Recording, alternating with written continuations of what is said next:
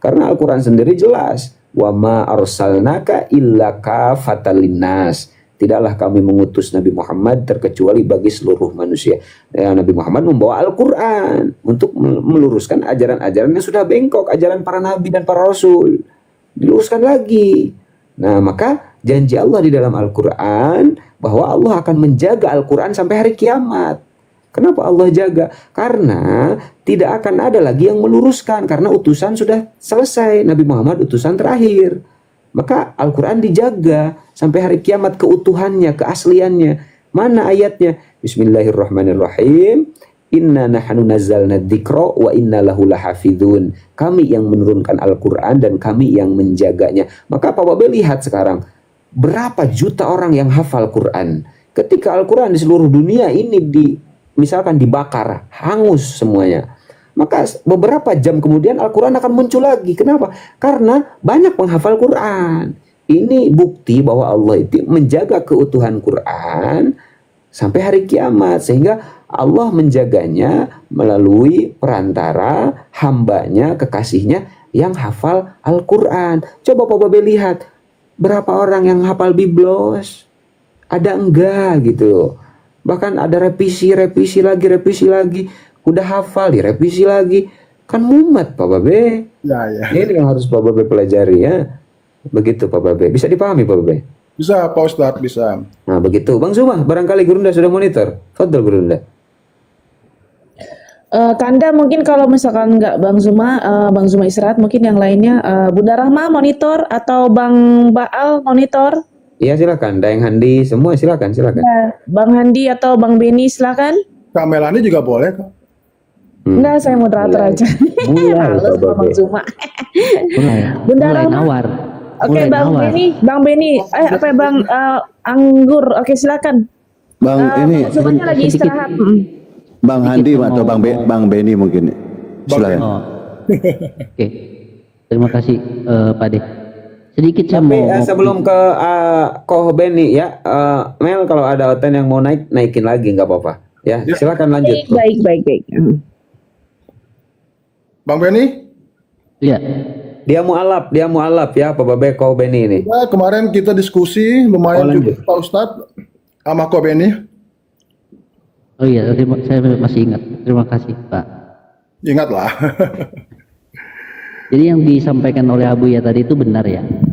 Satu-satunya agama di muka bumi ini yang memuliakan, yang pertama, yang memuliakan ibundanya Yesus, yaitu Maria, itu hanya Islam. Yahudi sendiri menolak, justru menistakan, gitu ya, menganggap dia itu wanita tidak baik. Terus yang memuliakan Yesus, ya satu-satunya agama di muka bumi ini cuma Islam. Yahudi menolak. Kalau Pak Babe menyadari bahwa cikal bakal daripada Kristen itu kan diambilnya dari Torah. Seharusnya Yahudi itu mendukung tentang penyaliban, mendukung ibunda Yesus yaitu Maria. Tapi kan justru sebaliknya, justru menistakan. Itu yang pertama Pak Babe. Yang kedua, Pak Babe tadi mengatakan Yesus bangkit dan disaksikan oleh 500 orang. Gitu ya, Pak Babe ya? 5.000 orang atau 500 orang? 500 orang. Nah, begini Pak Babe. Di Matius 27 ayat 51 sampai 54, di situ dikatakan, ya. Ini peristiwa yang menurut saya cukup besar dan harus tercatat, gitu ya. Di mana bait-bait suci itu terbelah dua, dan dari atas sampai bumi, dan bukit-bukit batu terbelah, dan kubur-kuburan pun terbuka. Banyak orang kudus yang telah meninggal bangkit. Dan sesudah kebangkitan Yesus, mereka keluar dari kubur, lalu masuk ke kota kudus dan menampakkan diri kepada orang banyak.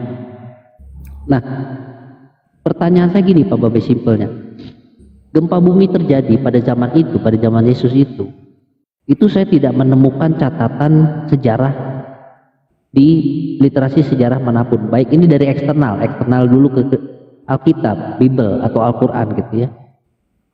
Saya tidak menemukan tuh data-data itu. 2000 tahun yang lalu itu tidak ada. yang saya temukan satu-satunya data adalah gempa bumi yang pernah terjadi itu di zaman Yunani kuno pada tahun 464 sebelum Masehi. Dengan lengkap, kekuatan gempanya 7,2 skala Richter dan korban jiwanya ada 20 ribuan. Sementara yang di dalam kitab Matius ini yang terjadi gempa bumi besar, ya, kuburan terbelah, orang kudus bangkit masuk ke tengah kota dan ditonton oleh orang banyak, itu tidak tercatat di literasi manapun. Tidak ada sejarawan yang mencatat ini. Cari, saya cari di kitab Lukas, di dalam Bible saya cari, tidak ada. Satu-satunya yang menulis ini hanya Matius. Nah, kalau menurut Pak Babe sendiri bagaimana? Fenomena seperti ini, sebesar ini yang Pak Babe tadi katakan ada 500 orang yang menyaksikan, ya, tentang kebangkitan Yesus itu, tidak ada literasi di luar Alkitab yang mencatat itu. Dan satu-satunya murid yang mencatat itu hanya Matius. Di situ Anda meyakini ada Paulus, ya, ada Markus, ada Lukas, ada Yohanes. Tidak ada yang mencatat. Satu-satunya yang mencatat adalah cuma Matius. Nah, menurut Pak Babe sendiri bagaimana, Pak Babe? Kalau yang misalnya yang ini, kalau ini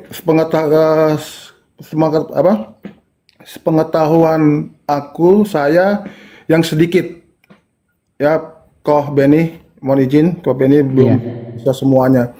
Jadi ada tertulis juga, saya lupa itu Koh Beni, waktu Yesus waktu saatnya dia mati, disalib, dia mati di situ, bumi gelap dan terbelahlah tirai, kalau nggak salah ya Pak Beni ya, semacam itu sejarahnya seperti itu. Dari situlah mulainya Yesus tuh mulai memasuki alam maut. Di situ dia selama 3 hari di situ. Setelah itu dia bangkit dan mungkin Kobe ini sudah tahu lah yang siapa yang pertama kali datang ke kuburan dan kuburan terbuka, dan di situ ada malaikat yang menyatakan Yesus sudah bangkit, itu loh. Sudah bangkit dari kubur. Itu Pak Beni. Itu sedikit dari saya Pak Beni. Sedikit banget. Kalau itu kan data internal daripada Bible, ya. Yes. Data itu itu tentang Yesus. Ini yang data eksternalnya yang saya cari itu ketika kuburan terbelah dan terjadi gempa bumi dahsyat pada saat itu, ya. Ini kalau dibaca secara letterlek ini, saya menganggap ini gempa bumi ini dahsyat, gitu loh Pak, dahsyat sekali, ya. Kuburan terbelah, orang-orang kudus itu yang mati semua bangkit dan memasuki ke sebuah kota dan menampakkan diri kepada orang banyak. Nah, yang jadi concern saya di sini Pak, yang jadi concern saya di sini justru sejarawan mana yang mencatat ini? Tidak ada Pak, tidak ada satupun sejarawan yang mencatat ini, gitu loh. Kalau toh ini memang benar-benar terjadi pada zaman itu 2000 tahun yang lalu atau di abad pertama ketika Yesus bangkit, seharusnya ada sejarawan yang mencatat ini. Karena saya menemukan catatan sejarah gempa bumi yang tadi saya sebutkan tadi, yang pertama kali terjadi saja bisa tercatat itu hampir 500 tahun sebelum Masehi. Itu ada yang mencatat. Itu baru gempa bumi saja. Nah, ini ada gempa bumi, semua kuburan terbelah 2, banyak orang-orang kudus bangkit masuk ke tengah kota. Itu nggak ada catatan sejarahnya kalau saya cari. Di Quran pun juga nggak ada. Nggak ada. Jangankan di Quran Pak, catatan sejarah yang saya tanya sejarawan, gitu ya, para sejarawan zaman dulu tidak ada yang mencatat, gitu loh. Nah, pertanyaan saya concernnya justru di situ, bukan masalah Yesusnya. Apakah benar-benar hal ini terjadi atau hanya ini buatan tangan manusia, gitu? Karena tidak ada bukti yang otentik, gitu. Silakan, mungkin Bang Zuma sudah hadir. Izin Gerunda Zuma monitor. Bang Zuma bangun. Mohon maaf, izin sama tamu baru Nurmawati, Kakak Nurmawati, selamat malam, dibuka mic-nya. Bang Pak Ustadz semuanya izin turun, makasih, nanti kita naik lagi diskusi. Entar dulu Bang, baik saya satu data dulu. Iya. Satu Oke. data dulu. Assalamualaikum warahmatullahi Waalaikumsalam. wabarakatuh. Iya, taruh ya Bu ya. Ibu Islam ya? Oh, saya Kristen. Oh, Kristen. Kristen. Oke. Ya, habis ya, ke Babe dulu ya. Jadi di Matius 27 itu, terutama yang nomor 52, itu belum pernah ada data sejarah, pernah ada kuburan terbuka, orang kudus bangkit, Yesus pun keluar dari kubur gitu. Itu belum ada penelitian ke arah sana, kuburan mana terjadi gempa bumi juga kan gitu. Itu belum ada itu Pak, Babe nggak ada. Ini adalah, mohon maaf, ini laporan Matius, tulisan Matius yang nggak bisa dipercaya. Ya. Karena ini terjadi di bumi Pak. Nah, beda kalau misalnya di surga, ya ini alam gaib, ini alam nyata soalnya. Itu jadi, ini alam nyata Bang, bisa diteliti. Seperti contoh ya, banyak Kristen menyatakan bahwa Adam itu diciptakan di Eden gitu ya, di Taman Eden di bumi di Irak. Nggak ada juga tuh ilmuwan menemukan itu. Kalau kapal Nabi Nuh kan udah bisa ditemukan tuh bekasnya. Jadi semua yang terjadi di bumi biar jutaan tahun pun itu pasti bisa ditemukan. Apalagi ini kan hal-hal yang fundamental ya di kekristenan. Memang Jadi kesimpulan saya adalah tulisan Matius ini tidak bisa dipertanggungjawabkan secara ilmiah Pak, gitu Pak. ya memang Terima kasih. ya memang semua perjalanan dari perjanjian lama sampai perjanjian baru dari itu kan tentang perintah dan janji seperti itu. Dan itu memang salah satu buku sejarah yang dicatat oleh para nabi pada saat itu gitu kan. Seperti itu. Jadi kalau nanti saya pelajari lagi lah nanti yang bumi terbelah seperti apa itu Bang Hendi ya. Saya baca nanti. Sejarahnya seperti apa kan, perlu juga kita belajar tentang sejarah arkeologi kuno juga, seperti apa arkeologi kunonya, seperti apa tentang penemuan tulisan-tulisan, banyak tulisan ditulis sama pada zaman waktu itu gitu kan, dan buku dan tulisan itu kan dikumpulkan baru dijadikan satu seperti itu. Itu nanti coba kita pelajari lagi lah ke depannya seperti apa nanti Bang Hendi. Dengan Islam juga saya juga pengen belajar juga untuk tentang arkeologi kunonya juga seperti apa Islam itu kan. Selama 22 tahun Nabi Muhammad menerima wahyu, tapi selama 22 tahun itu kan belum ada agamanya pada saat itu kan. Dan agamanya Nabi Muhammad juga waktu belum dapat agamanya juga belum tahu apa agamanya seperti itu kan. Nah, itu yang harus kita pelajari nanti. Saya mau belajar seperti Iya, iya. waktunya lah yang pas aja nanti gitu, karena saya ini kebetulan kan orang kerja, jadi cari waktu yang pas. Iya, silakan Bang. Satu jam 2 jam seperti itu Bang Hendi. Iya Bang, silakan Bang. Oke, terima kasih semuanya Pak Ustadz Gurunda, Pak Ustadz Abuya. Terima kasih ya Pak Babe. Terima kasih Pak Babe, terima kasih banyak. Ya, jadi saya sebelum tambahin dulu. Jadi kesimpulannya ya silakan belajar masalah arkeologi itu. Bahteranu aja itu ada banyak penemu kok yang menemukan di Turki. Betul. Ya, sisa-sisa kapal Nuh.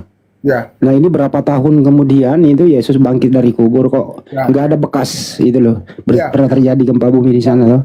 Gitu. Nanti kita juga konsep kebangkitan kita coba bicara diskusi nanti Bang Hendi. Ya kalau itu bagus itu Pak. Banyak mengalap orang di sini nih masalah kebangkitan ini. Konsep kemanusiaan Yesus kan sudah tiap saat kan berdiskusi dan berdebat di situ. Nah, saya cuma pengen diskusi tentang konsep kebangkitan seperti itu. Oke, Bang Hendi. Oke. Terima kasih Bang Hendi. Terima kasih Bang Babe. Ya, terima kasih Pak Babe. Ya, Pak Babe, terima kasih. ya selamat malam, selamat istirahat ya Bang. Ya. Coba senggol dulu Banyuma. Banyuma udah ngopi belum? Bang Zuma. Tadi lagi buat kopi katanya, mau buat kopi deh. Oh, oke. Sabar dulu. Nah, Halo. Di bawah lo Oten banyak lo.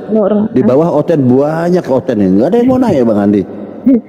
Bang Andi harus turun dulu kelihatannya. Bang Andi harus turun dulu. Kalau sabar itu ada Ibu mau disampaikan Ibu Nur? Ya. Dari tadi, selamat malam dulu Pak Ustadz dan Ibu Ustazah di grup Komal ini.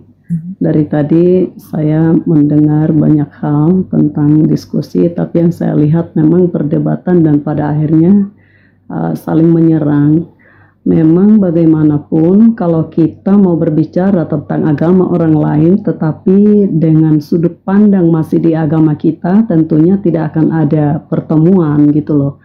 Sehingga kita nggak bisa mengertikan agama lain seperti pemahaman kita sendiri. Dan akan sebaliknya juga seperti itu. Agama Muslim pun kalau kami pahami dari sudut pandang kami, maka itu tidak akan ketemu. Tidak akan ada pertemuan karena masing-masing kita berada di posisi kita di agama kita masing-masing gitu loh. Sehingga kalau menurut saya sangat tidak bijak membahas agama lain tetapi dengan sudut pandang agama sendiri. Dan tidak akan ada maknanya juga. Yang ada pada akhirnya seperti mohon maaf nih Pak Juma tadi, saya pikir dia tidak etis banget ketika bulu betis orang diurusin, ketika orang berbicara dia terus nyerocos, itu juga nggak bagus, nggak etis, nggak etika juga gitu loh. Jadi kalau menurut saya, kalau kita mau tahu agama orang lain, maka kita harus mendengar. Bu, saya potong dulu Bu, Ibu kayaknya nggak bisa diskusi deh, Ibu hanya sebagai pengamat. Ibu mau jadi pengamat. Tetapi kalau saya bilang, kalau caranya seperti tadi, ya Bu, jangan jadi pengamat. Saya langsung kasih data.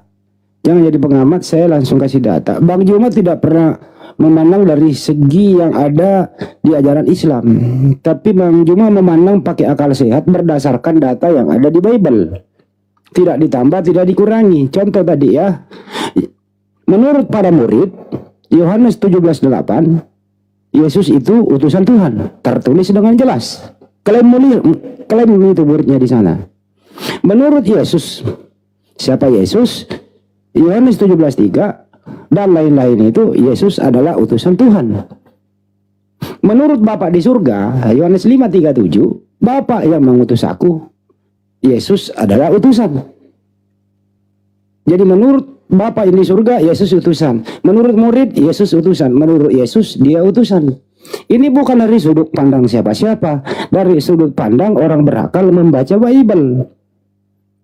Mestinya Ibu kalau ingin marah-marah di sini, ingin mengamati, amatilah Bible itu. Ini yang benar siapa sih? Kenapa mesti itu utusan ini diberikan gelar Tuhan? Nah, Ibu yang menjelaskan di sini kalau punya keilmuan, bukan jadi naik pengamat membandingkan satu dengan yang lain. Jadi sekali lagi Bu, kami Muslim, terutama Bang Juma itu paham Bible, tidak ditambah, tidak dikurang, tidak ada sudut pandang dari Islam, tapi memang sudut pandang dari data yang ada berdasarkan fakta. Gitu loh Bu. Jadi Ibu silakan bantah aja statement Yesus itu. Siapa Yesus menurut Yesus, siapa Yesus menurut murid, siapa Yesus menurut Bapak di surga. Ada 3 item Bu, silakan Ibu tanggapi ini. Siapa Yesus menurut Bapak di surga, siapa Yesus menurut murid, siapa Yesus menurut Yesus. Silakan Bu. Pakai data Bu di Bible. Jangan-jangan Ibu nanti bicara bukan sudut pandang Bible nih, tapi sudut pandang rasa berdasarkan iman buta. Ya nggak bagus diskusinya Bu. Ayo silakan Bu. Ya silakan Bu, dibuka mute-nya, sudah saya suruh buka. Pakai data loh ya. Data yang sangat jelas. Bu Nurmawati. Terus tadi silakan yang ditanggapi juga Matius 7 21 sampai 23. Sangat jelas gitu loh. Kata Yesus 23-nya, "Hanyalah kau di hadapanku, kau sekalian pembuat kejahatan." Menurut Yesus, ciri-ciri orang yang berbuat jahat adalah memanggil Yesus Tuhan, bermukjizat atas nama Yesus, mengusir setan atas nama Yesus, ya, bernubuat atas nama Yesus. Yesus berkata, "Hanyalah kau dari hadapanku, kau sekalian pembuat kejahatan." Agama manakah yang menuhankan Yesus? Agama mana yang mengusir setan atas nama Yesus? Agama mana yang bernubuat atas nama Yesus? Agama mana yang bermujizat atas nama Yesus? Udah dijawab tadi ibu, itu Kristen. Jadi Kristen inilah yang diusir oleh Yesus di kemudian hari nanti. Islam tidak masuk dalam urusan ini. Jadi semua kami berdata ibu. Jadi kalau mengamati ibu, mau mengamati boleh. Tapi harus jujur, konsisten berdasarkan data. Jangan berdasarkan rasa. Oke, jadi ibu sebenarnya itu, teman-teman Kristen para lain itu, lawan Anda adalah Bible Anda sendiri. Lawan Anda adalah Tuhan yang Maha Kuasa. Lawan Anda adalah murid-murid Yesus. Lawan Anda adalah Yesus itu sendiri. Siapa yang mempengaruhi ibu melawan semua ini? Yang mempengaruhi ibu melawan semua ini adalah sosok makhluk yang ketemu Paulus. Sosok makhluk yang keluar dari kubur. Itulah yang mempengaruhi ibu. Makhluk apakah itu? Ya silakan tafsirkan sendiri. Yang jelas yang keluar dari kubur bukan anaknya Maria. Yang disalib bukan anaknya Maria. Yesus berkata, waspadalah Mesias palsu yang datang kepadamu. Jangan percaya ketemu Mesias di sana, ketemu Mesias di sini. Jangan dipercaya kata Mesias itu. Jadi kita ngomong ini berdasarkan data, mudah dimengerti, masuk akal. Coba pendeta yang nerangin. Semua data yang ada di Bible dilabrak satu persatu demi untuk perpuluhan. Silakan ditanggapi, Bu.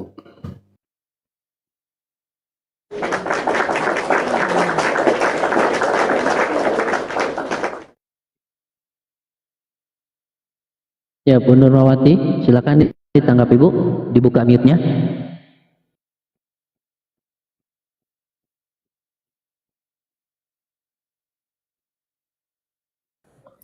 Jangan-jangan dia nggak tahu cara buka mute. Assalamualaikum warahmatullahi wabarakatuh. Waalaikumsalam warahmatullahi wabarakatuh. Apa kabar semua, sehat-sehat ya? Waalaikumsalam. Ya. Jadi satu lagi nih Bu Nur ya. Terkecoh pula tadi Ibu masuk kira Muslim mengucapkan shalom. Padahal di dalam Bible Anda itu 2 Yohanes 1:10 sampai 11 itu nggak boleh mengucapkan salam. Salam itu artinya Ibu itu sudah tidak Anda mengaku Yesus Tuhan loh kalau Anda mengucapkan Assalamualaikum warahmatullahi wabarakatuh. Itu doa Bu, sesama orang yang Anda salami, doa semoga diijabah oleh Allah Subhanahu wa taala, minta keselamatan. Wajib hukumnya kita menjawab. Akan mendoakan ulang yang telah mendoakan kami. Itulah indahnya Islam. Mau siang, mau malam, mau subuh, mau tengah hari, mau di atas pohon, mau di atas pesawat kalau temu. Assalamualaikum warahmatullahi wabarakatuh. Itu kira-kira Bu. Ibu nggak mau bicara, terpaksa saya dakwah Ibu dah. Semoga Ibu tersadarkan. Lanjut. Bunda Nur, dibuka mic-nya. Bunda Nur, dia bisa buka mic nggak ya? Justru itu gue mau tanya, dia bisa buka mic nggak? Ini udah saya buka mic-nya. Bunda Nur, monitor. Ya. Ibu tadi ditanya sama Pak Handi, tanggapannya silakan. Makanya saya bilang, dari tadi kan saya bilang, kalau kalian atau bapak-bapak, ibu-ibu, Pak Ustadz yang ada di situ masih berbicara dari sudut pandang agama kalian, bicara tentang agama saya, kalian tidak akan dapat dan tidak akan ketemu juga gitu loh. Karena pada akhirnya menyerang. Tadi saya ngelihat dari tadi ini kayaknya kok menyerang Pak Jumat. Gak ada yang menyerang Bu.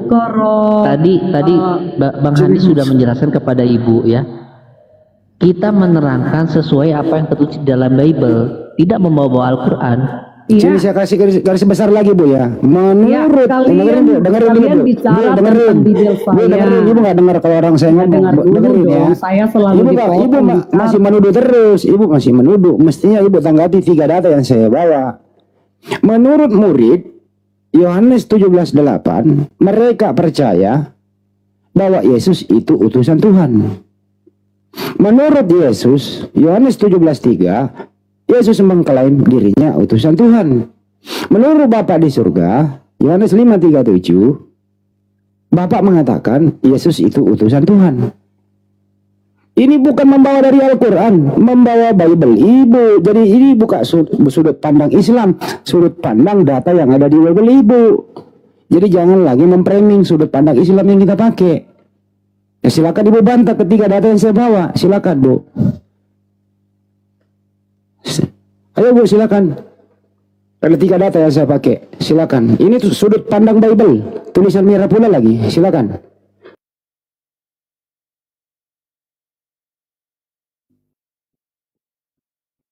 Ya, silakan Ibu Nur dibuka mute-nya. Nanti dibuka minya lagi. Sudut pandang Islam. Kenapa membahas? Nah, inilah. Jadi musuh Ibu itu Bible Anda sendiri dengan memframing kami yang memandang dari segi Islam. Ya Ibu kalau masih status jemaat ya sudah. Ibu nanya aja dah. Insya Allah kami jawab kalau mampu gitu aja. Coba kalau ada yang bisa on cam di sini. Siapa Yesus menurut Yesus? Siapa Yesus menurut murid? Siapa Yesus menurut Bapak di surga? Jelas itu. Jelas tau ya Bu. Jadi kalau Ibu membantah kami berarti Ibu membantah statement Yesus. Ibu membantah statement murid. Ibu membantah perintah Bapak di surga.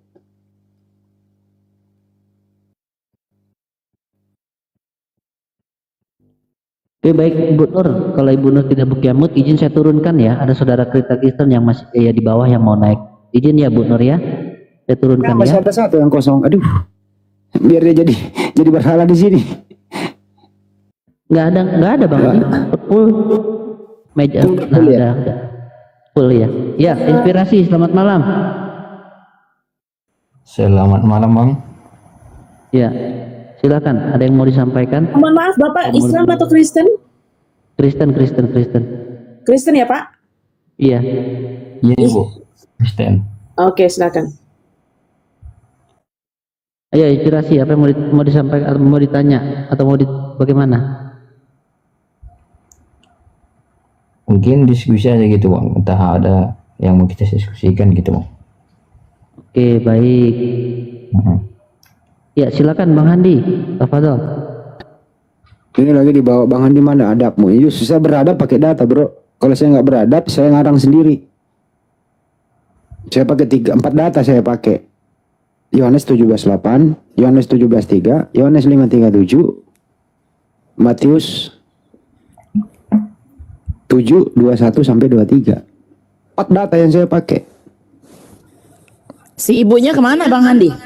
Dia nggak bisa menjawab lah Bu, orang dia nggak. Kalau dia menjawab dia bantah. Kalau dia menjawab dia memarahin kita, otomatis berarti dia melawan Bible. Itu aja. Iya benar. Jadi mereka tuh serba salah ya, jawab A salah, jawab B salah. Pendengar yang baik tadi, Bang Juma bicara saya catat. Ini loh yang dibahas tadi, gitu loh. Poinnya kemana, kesimpulannya seperti apa? Ya kesimpulan tadi adalah siapakah yang keluar dari kubur, yang bangkit itu, yang Anda tuhankan. Karena ciri-ciri orang yang terkutuk di tiang salib adalah pemakan suap, orang fasik. Yesua Amasya disayangi oleh Tuhan, dia Mesias, dikaruniai oleh Tuhan. Dia utusan Tuhan, dia orang soleh, doanya didengarkan, diselamatkan dari maut. Semalaman dia berdoa di Bukit Getsemani. Jelas datanya nggak boleh membunuh orang yang tidak bersalah. Ada nggak Kristen bisa menunjukkan salahnya Yesua Masih? Nggak ada. Makanya tadi saya tanya itu, perintah siapa, kehendak siapa kan sebenarnya Yesus itu mati di tiang salib. Kehendak siapa? Kehendak Tuhan kah atau kehendak iblis? Kalau kehendak Tuhan datanya mana? Kalau kehendak iblis jelas datanya ada. Karena iblislah yang mempengaruhi orang-orang berbuat jahat. Para pelaku itu. Alhamdulillah di Al-Quran yang memang ada yang disalib. Tapi bukan Nabi Isa alaihissalam yang diserupakan. Itu loh. Ayolah pakai akal lah. Ya, beberapa jam lagi nih sholat subuh nih. Ayolah cepatlah teman-teman yang di luar sana ya. Akal yang perlu itu loh. Alhamdulillah. Ada lagi Dr. Richard itu sudah bersyahadat. Karena berakal. Oh, Dr. Richard sudah bersyahadat. Wow. Alhamdulillah. Alhamdulillah. Istrinya belum ya Bang ya? Istrinya belum ngikut ya? Insya Allah menyusul nanti menurut Menyusul. informasi di Iya. story beliau itu bersamaan nanti dia akan umumkan di publik. Siap. Oke Bang Inspirasi, silakan mungkin ada yang mau ditanggapi tentang yang Bang Hadi bahas tadi, silakan. Bang Inspirasi. Ya Bu. Ya, silakan. Ya. Silakan ditanggapi apa yang Bang Hadi bahas tadi, silakan. Yang Bang Handi tanggapi. Bukan yang Bang Hadi. Bang Hadi tadi mengeluarkan statement. Ya, mungkin kamu tadi nggak dengar. Siapa Yesus menurut Yesus, siapa Yesus menurut Bapa, dan siapa Yesus menurut muridnya. Ketiga poin itu coba kamu tanggapi. Tadi ayat-ayatnya sudah dibawakannya, dari Yohanes 17 ayat 3, Yohanes 5:37. Ya, siapa Yesus menurut ketiga ketiga itu tadi, orang tadi. Menurut Bapa, menurut Yesus, dan menurut muridnya. Silakan ditanggapi. Menurut Bapak dulu, menurut Bapak itu Yesus itu adalah anak, karena itu terbukti dalam ayat ketika Yesus keluar dari baptisan, Allah Bapa berkata, inilah anakku, kepadanya lah aku berkehendak. Terus mengenai Berkenan, Yesus, bukan berkehendak, berkenan. oke, berkenan, berarti sudah jelas ya, inilah anakku kata Bapak. Baru yang kedua, kata siapa tadi? Kata Yesus sendiri. Itu ada ayatnya apa namanya? Oke, bentar saya cari dulu ya. Karena kan harus pakai dalil kan begitu, Pak. Iya, Pak. Anda yang baca tadi itu Matius 3, 16, 17. Waktu Yesus dibaptis.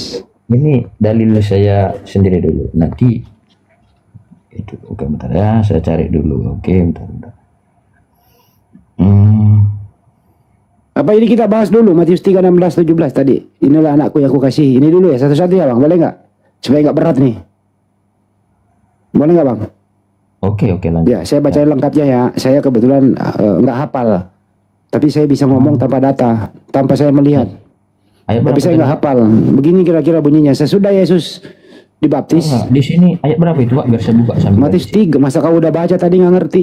Matius 3, 16 sampai 17. Yang kau baca terakhir itu 17-nya. Oke, ini Ya. biar saya bacakan, Pak. Ya, silakan.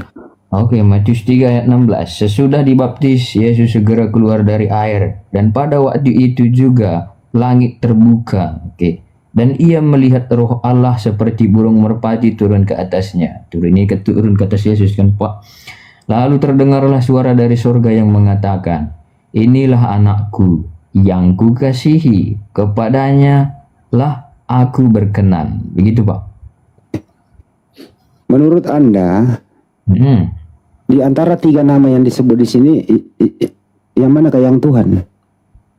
A. Yesus, B. Roh Kudus seperti merpati, B. Suara Bapa dari surga. Yang mana yang Tuhan?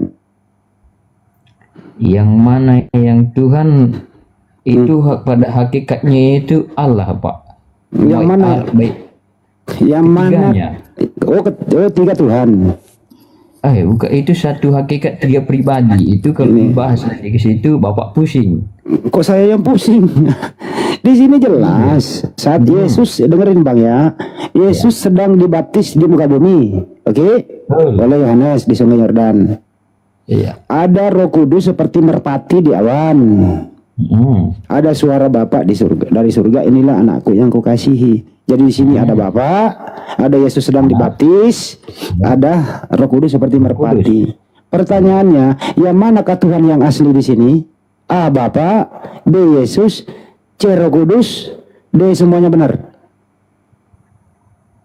Oke, itu gini Pak, gini. Waduh. Jangan dulu. Ini siap ini nanti Bapak lagi yang Ya silakan Bang, silakan. Oke, bentar dulu lah, biar saya tutup dulu. Oke, gini. Ini misalnya saya inspirasi, terus ada lagi di situ Pak Hendy, terus ada lagi di situ Bang Juma. Terus muncul pertanyaan, yang manakah di situ manusia? Ya sama cuma manusia, Pak.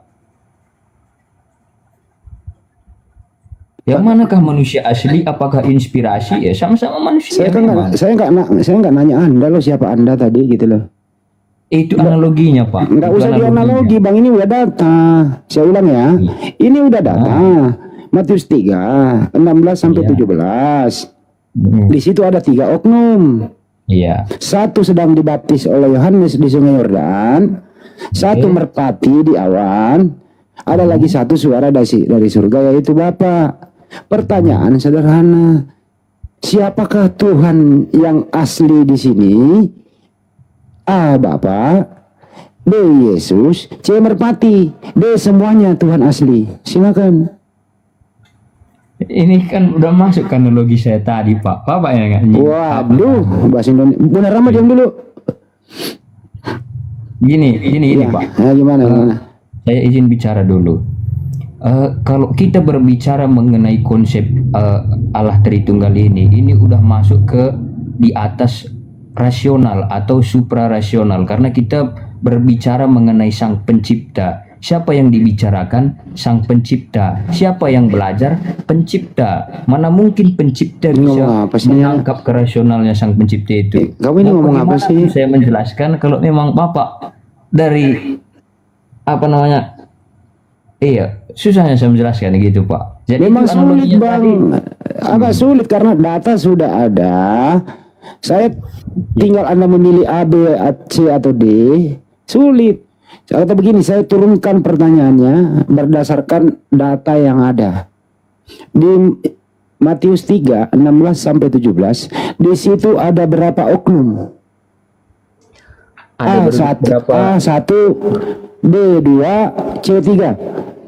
Oke, itu kembali lagi ke analogi. Ada berapa pribadi di situ? 3. Astagfirullahaladzim. Ini kan pas ini Pak. Tadi kan lu baca lagi deh. Bang Andi, Inspirasi, Bang Juma. Lu baca lagi Matius, baca lagi Matius 3, 16 sampai 17. Ada berapa oknum di situ? Ada berapa nama yang disebut? 3. Betul. Coba sebutkan di antara ketiganya siapa aja? Allah Bapa, Anak, dan Roh Kudus. Oke. Antara Bapa, Yesus, dan Roh Kudus, siapakah Tuhan yang asli di antara ketiga nama yang Anda sebut? Antara Inspirasi, Bang Hendi, dan Bang Juma, yang mana manusia asli? Kamu ini kok jawabannya larinya ke manusia sih? Itu kan Allah sama manusia itu sama-sama hakikat. Apa arti hakikat? Hakikat itu jenis gitu. Itu di mana tertulis hakikat Allah jenis? Astagfirullah, buang waktu gua. Apa namanya? Oke, secara singkatnya bisa saya artikan jenis. Hakikat itu, bro, lu diam dulu, saya ini guru bahasa Indonesia, lu diam dulu ya. Hakikat lu buka KBBI, inti dasar atau dengerin, inti dasar atau keadaan yang sebenarnya, itu yang dimaksud dengan hakikat. Ya. Jadi banyak pendeta mengajarkan hakikat kepada jemaatnya makan perpuluhan, tapi dilabrak koridor bahasa Indonesia. Jadi kalau pendeta mengajarkan ke jemaatnya apa arti hakikat, ya kayak lu. Padahal menabrak KBBI, hakikat adalah keadaan yang sebenarnya. Keadaan sebenarnya Yesus, dia adalah manusia. Keadaan sebenarnya Roh Kudus pada waktu itu dia adalah merpati. Keadaan sebenarnya Bapa adalah roh yang berbicara dari surga. Jadi ketiga-tiganya ini berbeda hakikat, berbeda keadaan, berbeda oknum, berbeda tempat, satu peristiwa. Jadi saya butuh orang cerdas deh, males gua kalau orang kayak gini, yang lain aja deh. Buang-buang waktu gua. Lanjut Bang Beni. Inspirasi, kok bikin malu aja kok ah. Enggak Pak, itu kan itu kan jawab juga ya Pak. Tadi abang Bapak itu bertanya Allah Bapa, Allah Anak, dan Roh Kudus. Siapakah Allah di situ? Pernah mengatakan Allah Bapa? Saya nggak pernah ngomong gitu. Saya mengatakan Bapa, Yesus, dan merpati. Sekarang gini Pak, analogi yang saya buat, misalnya Inspirasi Bang Handi untuk menggambarkan itu, benar atau salah? Berarti 3 Tuhanmu, karena 3 manusia yang kau sebut. Iya, 3 manusia, tapi kan kita sejenis, apa namanya? Bapak manusia, saya juga manusia. Tapi lu pribadi lu, sidik jari lu sama sidik jari gue beda gak? Itu udah lain konteks lagi tuh Pak. Mata saya sama mata Bapak ada yang mungkin ya berarti hitam, beda, berarti 3 pribadi, berarti 3 Tuhan kalau lu ambil analogi. Ya. Mungkin tak. Yang lain dulu Pak. Lu sekolah lagi deh. Lu sekolah lagi. Lanjut Bang ini. Enggak imbang sama gua. Ya mungkin sama Bang Baal monitor Bang Baal. Kalau ketertunggalan kita bahas memang nggak ada nanti apanya. Ya, dicoba dulu dengan Bang Baal. Kalau masih mentok juga, ya mungkin diturunkan inspirasinya. Bang Baal silakan, tafadhol lagi insyaallah.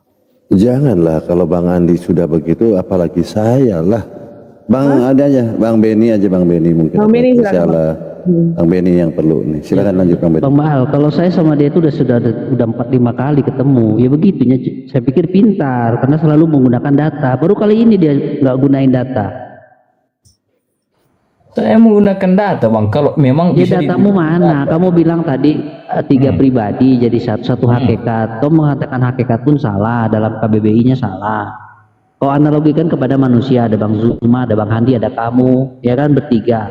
Ya, kan beda-beda memang. Yang jelas gini aja manusia, sebentar biar Adam. Abuya masih monitor Abuya? Abuya, mana hostnya ini? Ustadz. Ya, ada yang gimana? Ya, ini ada permintaan dari mualaf kita. Tolong dibacakan dong surah Al-Arab 144 sampai 149. 144, 149.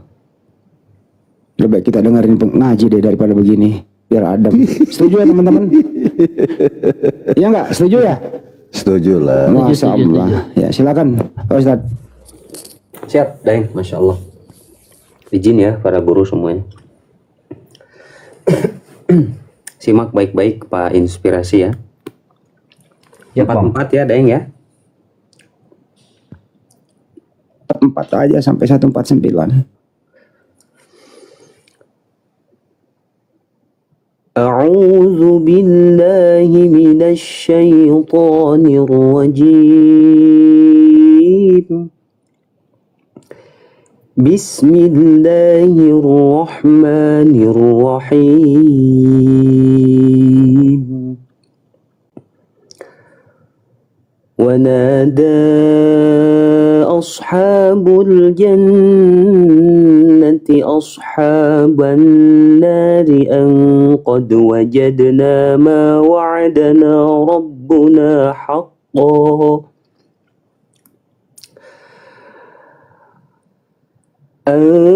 قد وجدنا ما وعدنا ربنا حقا فهل وجدتم ما وعد ربكم حقا قالوا نعم فأذن مؤذن بينهم اللعنة الله على الظالمين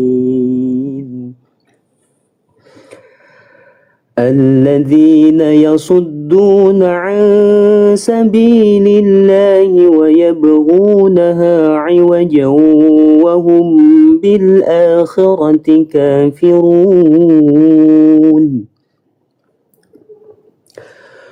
وبينهما حجاب وعلى الأعراف رجال يعرفون كلا بسيماهم ونادى أصحاب الجنة أن سلام عليكم لم يدخلوها وهم يطمعون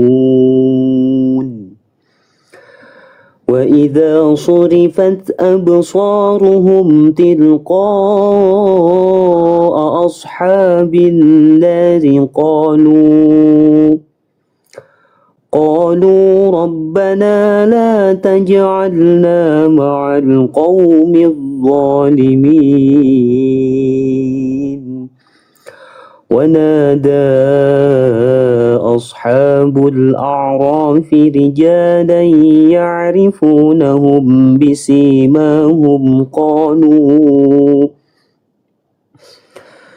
قالوا ما أغنى عنكم جمعكم وما كنتم تستكبرون أهؤلاء الذين أقسمتم لا ينالهم الله برحمة ادخلوا الجنة لا خوف عليكم ولا أنتم تحزنون صدق الله العظيم. Allahumma Masya Allah. Quran. Allah, hebat. Lanjut. Itu kesimpulannya buat ini ya, Nabi Musa yang dipilih oleh Allah di zamannya ya, manusia yang ditinggikan ya. Itu ya kira-kira ya. Sepakat Daeng, iya. Jadi Masya pada Allah. saat zaman itu Nabi Musa untuk Bani Israel seperti yang para apologet gaungkan gitu. Seperti itulah intinya. Wallahu a'lam. Masya Allah. Kalau dengar orang ngaji merinding ya. Daripada sama siapa namanya nih? Inspirasi pusing kepala gue gara-gara lu bro.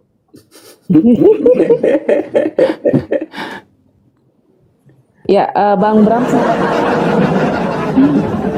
Bang Bram, selamat malam. Bang Bram. Bang Bram, monitor. Ya, selamat malam. Ya. Iya, Abang, mohon maaf, Islam atau Kristen? Saya Kristen. Ya. Oke, baik. Nah ini kayaknya ini agak sehat ini Daeng. Coba Daeng. Inspirasi diam dulu kok. Pusing. Agak sehat. Tapi sebentar ya, 3 menit aja. 3 menit saya tinggal sebentar ya. Saya mute dulu sebentar ya. Oh, Oke, baik. siap. Dia mau hidupkan genset dulu dia. Ya, jadi ini kan koma edukasi, jadi berikan kepada, jadi diskusi ini bukan ngotot-ngototan gitu loh. Maunya seperti Bang Andi nanti atau Bang Juma kan enak mengedukasi. Kita belajar dari beliau-beliau bagaimana cara mengedukasi teman-teman Kristen. Begitu ya Bang Andi kira-kira? Itu artinya ya diskusi lah berdasarkan data, diirit bahasa gitu loh. Jangan melenceng kemana-mana, nggak enak didengar loh. Ini kalau orang tua mau dengerin inspirasi kok anak gue kok gini banget gitu loh. Untung aja loh keluarga lu nggak dengerin. Dipancing lagi Bang Andi, 3 menit, 2 menit, ada waktu 2 menit. Coba Ya kalau dipancing lagi. anak lu misalnya kok bokap gue kayak gini-gini banget ya. Ditanya apa, jawab apa ya? Selamat malam ya, Itu. selamat malam semuanya ya. Silakan, Bang. Ya, silakan Bang Bram. Ya, jadi saya juga sebetulnya dengar yang dari yang awal tadi, si ibu-ibu yang ngemeng-ngemeng itu, siapa sih nama itu dia? Bu Monica ya? Bukan Monica. Yang dia Carolina. yang dia berhadapan sama Bung Juma. Oh iya. Nah, Iya. Bu Carolina. Kalau Jadi yang sama Bang Handi itu tadi Ibu Nur. jadi yang dijabarin sama ya mengenai hal tentang apa namanya itu Nabi palsu, ajaran sesat. banyak orang memanggil namaku Tuhan. Di ayat berapa tadi itu? Saya lupa tuh ya. Setuju Bang, Matius 21, 7:21 sampai 23. Di Matius itu ya? Setuju Bang. Setuju. Matius 7 ya. Jadi memang sebetulnya yang seperti dibilang sama Bang Juma itu mengarah untuk orang Kristen. Betul tuh. Saya sepakat.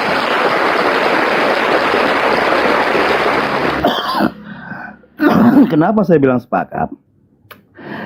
Saya belajar dari diri saya sendiri ya, bahwa diri saya ini sebetulnya bukan orang benar. Begitu juga yang tertulis, yang dijabarin sama Tuhan yang saya sembah, yaitu Yesus, yang mana dikatakan banyak orang memanggil namaku. Jadi tentang hal-hal orang-orang Kristen di sini, yaitu mengarah kepada banyak pendeta-pendeta yang seperti dibilang sama Bang siapa ya, sebentar ya, ini kacamata saya. Siapa namanya ini yang suara serak-serak bahasa itu siapa ya? Bang Baal. Ya, jadi artinya begini. bahwa sebetulnya mengarah kepada yang dimaksud sama Yesus ini, bahwa banyak pendeta-pendeta melakukan seperti itu. Sebentar ya, ada tamu saya sebentar ya, 1 menit aja, 1 menit nih. Ya silakan Bang Bram. Tapi diakui loh tadi bahwa yang dimaksud di situ ya Kristen, memang Kristen. Selama ini kan Kristen mengatakan Yesus Tuhan. Kristen yang bernubuat atas nama Yesus. Kristen yang bermukjizat atas nama Yesus. Kristen mengusir setan atas nama Yesus. Ya 23 ya Kristen pula yang diusir oleh Yesus. Ya, kalau sudah begini, ya masih mau kok kau jadi orang Kristen? Ya mikir tentu tidak kalau masih berakal. Ya kalau jujur tuh tidak, Muslim tidak ikut campur di sini. Karena Muslim gak pernah tuh musir setan pakai nama orang. Kita ngusir setan itu tinggal baca ayat suci Al-Quran. Qul a'udzu birabbin nas. Selesai sudah. Gak pakai nama siapa-siapa, tapi mengusir setan di bawah perlindungan oleh Allah Subhanahu wa taala. Clear and clear kita. Bagaimana cara mengusir setan? Ya perkuat iman Islam. Setannya lari ke mana? Lari ke badannya si Luga. Kumpul di sana semua. Yesus saja ngusir setan masuk ke babi kok. Gitu loh bro. Tapi gue selalu sama Bram ini jujur, dia tumben aja ada orang Kristen jujur. Jujur loh bro. Ya mudah-mudahan dapat hidayah. Itu aja sih. Mungkin Bang Andi dia udah lama mempelajarin juga, jadi dia mulai mikir nih, wah ini nggak beres nih kayak gitu. Iya, para guru semua, Daeng, maaf ya, saya tetap monitor, tapi saya tidak bisa berbicara. Anak saya kebangun, lanjut dulu para guru ya. Saya monitor, lanjut. Siap. Boleh, bisa saya sambung? Ya silakan. Bram ya. Oke. Jadi inilah makanya kalau saya kan gereja, saya perhatiin ya. Di gereja-gereja itu banyak orang yang seperti dibilang sama abang yang tadi barusan itu yang suara serak basah. Pendeta-pendeta ini berharap perpuluhan. Tapi tetap saya melihat dari buahnya, makanya saya bisa tahu, wah ini nggak beres ini pendeta ini. Dia menjabarin, bahkan sampai dia ada orang sakit, dia doain, sembuh. Jadi ya beberapa orang sembuh. Oke lah kita katakan sembuh. Tetapi ada tujuan-tujuan mereka, dan mereka pun juga ngabarin tentang hal-hal berkat, kesuksesan, kemakmuran. Padahal sebetulnya yang saya renungin, saya baca dan saya renungin, bagi siapapun itu orangnya yang mau ikut Yesus harus siap menderita, baik dari jasmani ataupun rohani. Makanya banyak orang-orang Islam bilang, kok orang Kristen kok dikatakan seperti binatang, yaitu domba. Jadi artinya benar, saya akui itu domba. Karena saya belajar dari seperti yang dikatakan begini. Jangan lemparkan barangmu yang kudus kepada babi, dan jangan berikan mutiaramu kepada anjing. Ini babi dan anjing ini siapa ini? Ternyata babi ini banyak orang berperilaku seperti babi. Jadi di perumpamaan Tuhan bahwa semua manusia ini di perumpamaan Tuhan seperti binatang. Ternyata satu contoh, ada laki-laki gonta-ganti perempuan, lambang binatangnya apa? Buaya. Akalnya licik, lambang binatangnya apa? Kancil. Anjing, dia kalau muntah dia jilat lagi. Dia anjing, banyak orang jangan terlalu ke sana bang.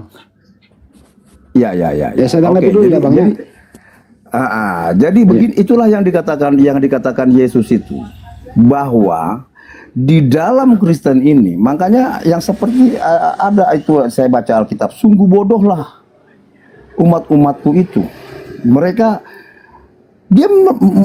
Mereka menyembah Tuhan, tetapi perbuatannya tidak seperti yang Tuhan inginin. Cukup. Jadi, Bang, saya tanggapi dulu, Bang, kepanjangan. Siap. Ya, oke, Bang. Gini loh, Bang. Nah, ini dia yang saya maksud, abang yang suara serak-serak basah ini. Oh ya, misalnya namanya Marwoto. Oke. Marwoto nama asli. Oh, Marwoto ya. Ya. Oke, makasih. Jadi gini, Bang.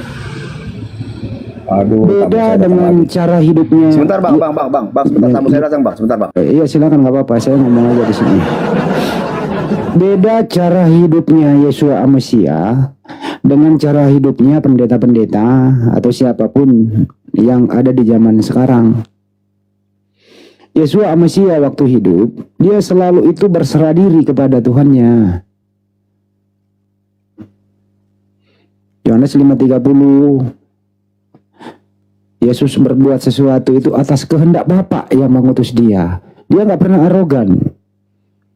Buktinya di zaman dia itu banyak sekali orang lagi keadaan sakit, jadi misinya lari kepada pengobatan.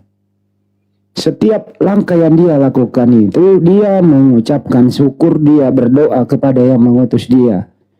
Salah satu contoh di Yohanes 11:41,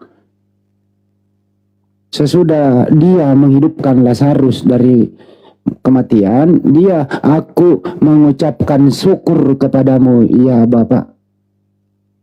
Biar orang yang mengelilingi aku percaya bahwa Engkaulah yang telah mengutus aku. Jadi Yesus itu berdoa kepada Tuhannya. Pasrahkan hidupnya kepada Tuhannya. Berdoa, doanya diijabah karena dia orang soleh. Itu gaya hidup Yeshua Amasiah. Saya rasa semua gaya hidup, style hidup semua para nabi itu ya seperti itu. Kagak ada yang sombong nabi itu. Nabi itu tidak pernah akan membuat statement, tidak pernah membuat suatu diskresi, tidak membuat suatu hukum kalau hukum itu tidak bersumber dari yang mengutus dia. Karena tidak ada nabi itu yang arogan dan sombong. Nggak ada. Semua yang dia lakukan berdasarkan perintah yang mengutus dia, termasuk Yeshua Amasiah.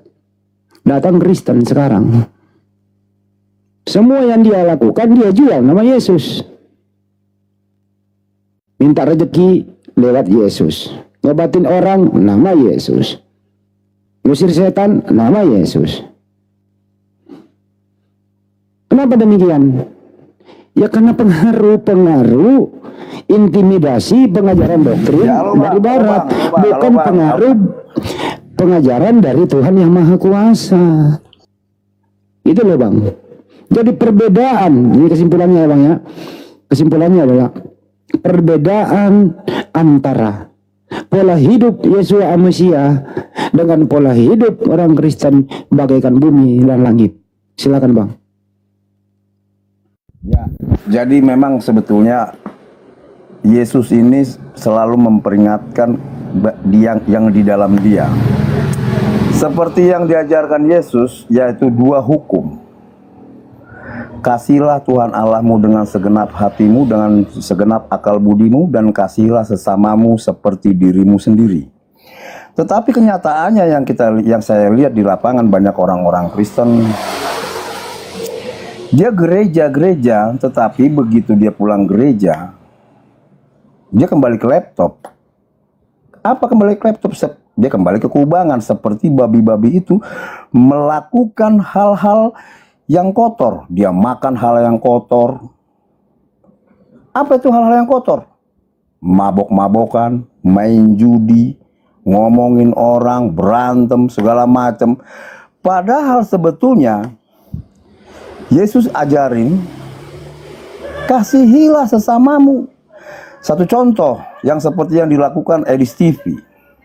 Saya masuk ke situ. Hei Edis, apa yang kamu lakukan? Jangan begitu kamu. Itu sebetulnya Islam itu saudara kita. Dari mana saudara kita? Dari Ismail. Ismail dan anaknya si Abraham itu kakak beradik. Memang lain ibu, tetapi mereka satu bapak, yaitu Abraham. Jadi kalau kamu kan diperintahkan oleh Tuhan kamu, yaitu Tuhan Yesus. Pergilah dan beritakanlah firmanku.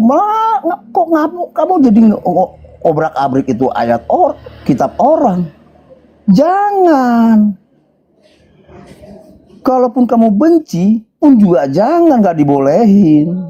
Itulah makanya saya tertarik juga yang dibilang sama Bang Juma, yaitu bahwa di dalam Kristen ini tidak apa namanya, yang 80% ini sungguh bodohlah umat-umatku itu. Mereka cuma hanya taunya melakukan hal kejahatan. Jadi makanya begitu saya baca, saya renungin, saya juga bertanya sama diri saya sendiri. Jangan-jangan pun juga saya sama seperti mereka-mereka yang perilakunya seperti babi-babi itu. Saya lihat buah saya. Apa itu buah? Perbuatan saya, perkataan saya, perilaku saya. Ternyata koplak perilaku saya. Nah, akhirnya saya rubahlah. Saya belajar pelan-pelan. Makanya seperti yang Tuhan bilang, lakukanlah perkara-perkara yang kecil, maka kamu akan melakukan perkara-perkara yang besar. Jadi dari hal-hal yang kecil aja saya lakukan, baru nanti akan naik kelas, baru hal-hal perkara-perkara yang besar, yang ini yang sangat-sangat rumit. Satu contoh yang hal kecil apa? Buang sampah jangan sembarangan. Itu saya bilangin sama orang-orang Kristen, hati-hati kamu buang rokok, jangan ke kali pada tempatnya. Karena itu akan menjadi contoh dan tauladan untuk orang-orang yang lihat. Nah, disinilah yang dimaksud yang dikatakan Yesus itu tentang hal apa nama itu yang Matius 7 ayat 21 itu. Jadi banyaklah nanti di sini di zaman nanti, di kemudian hari nanti. Di kemudian hari nanti ya, yang kita nggak tahu itu di zaman mana. Ini sepasir jumlahnya ini. Cukup dulu Bang, kepanjangan melakukan Bang. Hanya untuk mementingkan diri sendiri. Siap. Bang, sebelum saya lanjut Bang, kalau babi itu makanan kotor atau makanan bersih Bang? Kalau masalah babi, yaitu kita nggak perlu permasalahin. Yang mau makan babi silakan, yang nggak makan babi silahkan. Jadi nggak perlu dipermasalahin. Oke, jadi cukup. Yang saya tahu, sebentar Bang ya Bang ya. Yang saya tahu, yang saya pelajarin dan saya renungin, semua yang diciptakan Tuhan itu semuanya baik, nggak ada yang tidak baik. Jadi semua yang ada di bumi ini nikmatin semuanya, tetapi jangan berlebihan. Tapi menurut ajaran Nabi Bang, sebentar panjang saya lagi. Menurut ajaran Nabi, babi itu haram. Jadi intinya adalah, kalau Anda tadi menyebutkan Abraham dengan kedua anaknya begitu, ya mohon maaf sekali lagi Bang, Kristen itu nggak bersanad ke sono. Jadi mohon maaf, Kristen itu tidak bersanad ke para nabi, apalagi ke menyebut Ishak dan Ismail. Mohon maaf, nggak ada yang sambung-sambungannya begitu. Ya, jadi Kristen itu nggak mengikuti nilai Abraham. Beda Bang. Anda itu mohon maaf mengikuti ajaran yang diciptakan oleh manusia itu sendiri di Antioquia yang bersumber dari Romawi Bang, begitu. Itu ya, Antioquia ya bagaimana tuh Bang? Maaf Bang, saya mau nanya juga nih. Apa itu Bang? Mengenai tentang hal di Antioquia yang Abang bilang. Iya, di kisah KPR 11 itu, di sana di Antioquia lah pertama kali. Ya, di sanalah Paulus dan bersama Barnabas setahun lamanya di sana. Disitulah pertama kali murid-murid disebut Kristen. Jadi Yesus itu enggak, selama hidupnya Yesus tidak, selama Yesus hidup tidak pernah menyebut kata Kristen. Jadi Yesus tidak mengenal Kristen. Betul Bang. Jadi memang sebetulnya Kristen ini adalah sebuah ejekan orang-orang Yahudi sama orang pengikut-pengikut Kristus. Jadi bagi orang-orang yang pengikut Kristus itu selalu dihujat sama orang-orang Yahudi. Kristen, pengikut Kristus. Tetapi itulah ciri-cirinya orang-orang Yahudi. Makanya, Bang, simbol doang Bang kalau Kristen pengikut Yesus, simbol doang. Kristen itu Tuhan Yesus, pengikut Paulus, itu baru benar. Contohnya abang tadi kan udah nggak setuju. Ada seorang beberapa pendeta yang memperkaya dirinya sendiri, menjual nama Yesus, mengusir setan, ngobatin orang. Setuju nggak abang ini? Ada pendeta kaya raya. Itu menurut abang itu ini wajar atau tidak wajar, bang? Sebetulnya tidak wajar. Oke. Sebetulnya nggak wajar. Jadi karena yang seperti abang bilang tadi, memperkaya diri, ya toh. Jadi dia memperkaya diri, mementingkan diri sendiri, bagaimana caranya supaya dia hidup enak, tenang, makmur, sukses, segala macam lah itu. Jadi saya pun juga diajarin pun juga kabain aja. Menurut abang, jadi nggak perlu bang, menurut abang yang mengabulkan doa itu, ya, Yesus atau yang mengutus Yesus? Gimana bang? Yang mengabulkan doa. Iya, Yesus atau Tuhannya Yesus? Yang mengabulkan doa itu ya Bapa yang di sorga itu. Jadi kalau Bapa yang di surga mengabulkan doa, kenapa orang-orang Kristen ini meminta atas nama Yesus? Kenapa nggak langsung ke Bapa? Sebagaimana yang pernah dilakukan Yesus. Sangat tepat itu bang. Jadi begini bang, kalau saya berdoa langsung kepada Bapa, sedangkan saya tidak kenal Bapa itu rupanya seperti bagaimana, saya nggak ngerti. Tetapi saya harus berdoa melalui berhadapan juga dengan firman-Nya atau suaranya. Ketika saya berhadapan dan berdoa sama firman ini, maka tersalurkanlah itu akan sampai kepada Bapa. Karena kenapa bisa begitu? Karena saya mengenal Bapa itu melalui firman-Nya. Tanpa firman saya nggak akan mengenal Bapa, bang. Begini bang, mengenal Tuhan Sang Pencipta alam semesta itu, Tuhan itu nggak perlu turun sendiri dipermalukan. Tapi Tuhan yang Maha Kuasa ini, gitu ya, menciptakan satu manusia menjadi wakil Tuhan di muka bumi, diberi ilmu, diberi wahyu untuk mengajarkan, memperkenalkan bahwa Tuhan Sang Pencipta alam semesta itu ada. Jadi nggak perlu Tuhan turun capek-capek ke muka bumi. Dieksekusi pula lagi kan gitu. Setuju gak bang sampai sini? Bukan seperti itu bang. Itu selalu kalau di perjanjian lama bang ya, selalu kepada nabi-nabi dikatakan begini. Firman datang kepada si A, nabi B, firman datang. Selalu dikatakan firman. Enggak, begini pertanyaan saya bang. Abang setuju nggak kalau Tuhan sendiri turun ke bumi menjelma menjadi manusia? Abang setuju nggak ini? Bukan Tuhan bang, bukan Bapa itu yang turun. Oh, ya, berarti Bapa berfirman menciptakan manusia menjadi wakil di muka bumi sebagai utusan Tuhan, begitu? Firman-Nya itu yang turun ke bumi ini melalui rahim seorang perawan. Salah, jadi seorang perawan itu. Ini ya, saya bacakan ya di Bible abang ya.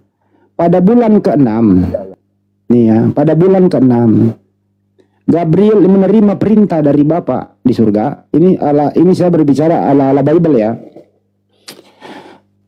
Bapa di surga memerintahkan Gabriel, ya itu firman sudah itu. Jadi Bapa berfirman, firman ini kata-kata, isinya perintah.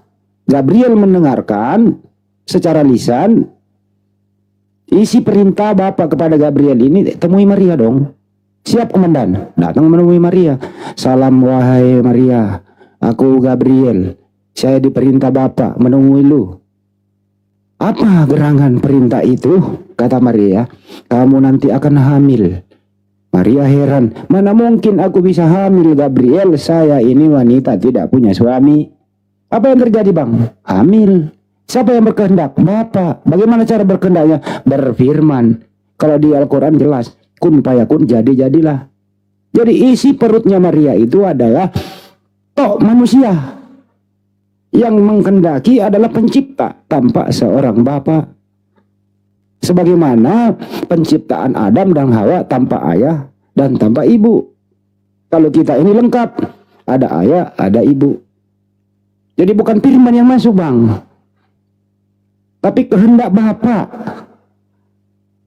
Apa sih yang bisa, ada nggak sih yang bisa menghalangi kehendak Tuhan, Bang? Saya tanya dulu di sini. Ada nggak bisa menghalangi kehendak Tuhan, Bang? Silakan, Bang. Nggak ada yang bisa menghalangi. Ya, nggak ada. Jadi artinya begini, Bang. Jadi yang dikandung seorang perawan itu adalah sebuah suara. Suara Sang Pencipta.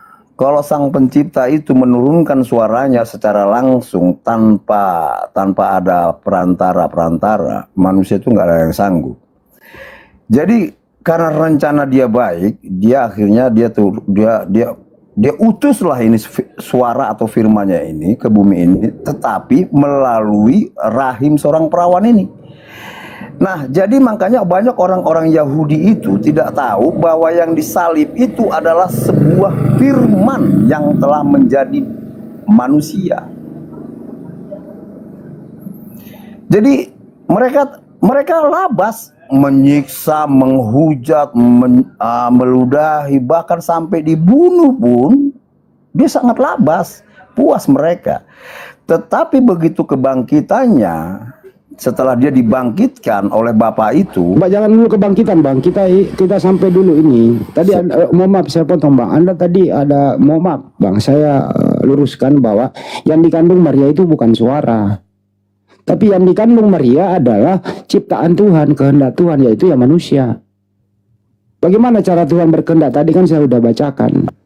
Ya, tidak ada yang bisa, dengarin dulu, Bang. Tidak ada yang bisa menghalangi Sang Pencipta kalau ingin Bunda Maria itu mengandung tanpa seorang ayah, sebagaimana Adam dan Hawa tanpa ayah dan ibu. Kita ambil contoh saja, Bang, di Kejadian 1 nomor 1, artinya apa? Sang Pencipta itu hanya berfirman. Firman itu isinya kata-kata. Isinya kata-kata itu terbentuk suatu kalimat, isinya perintah.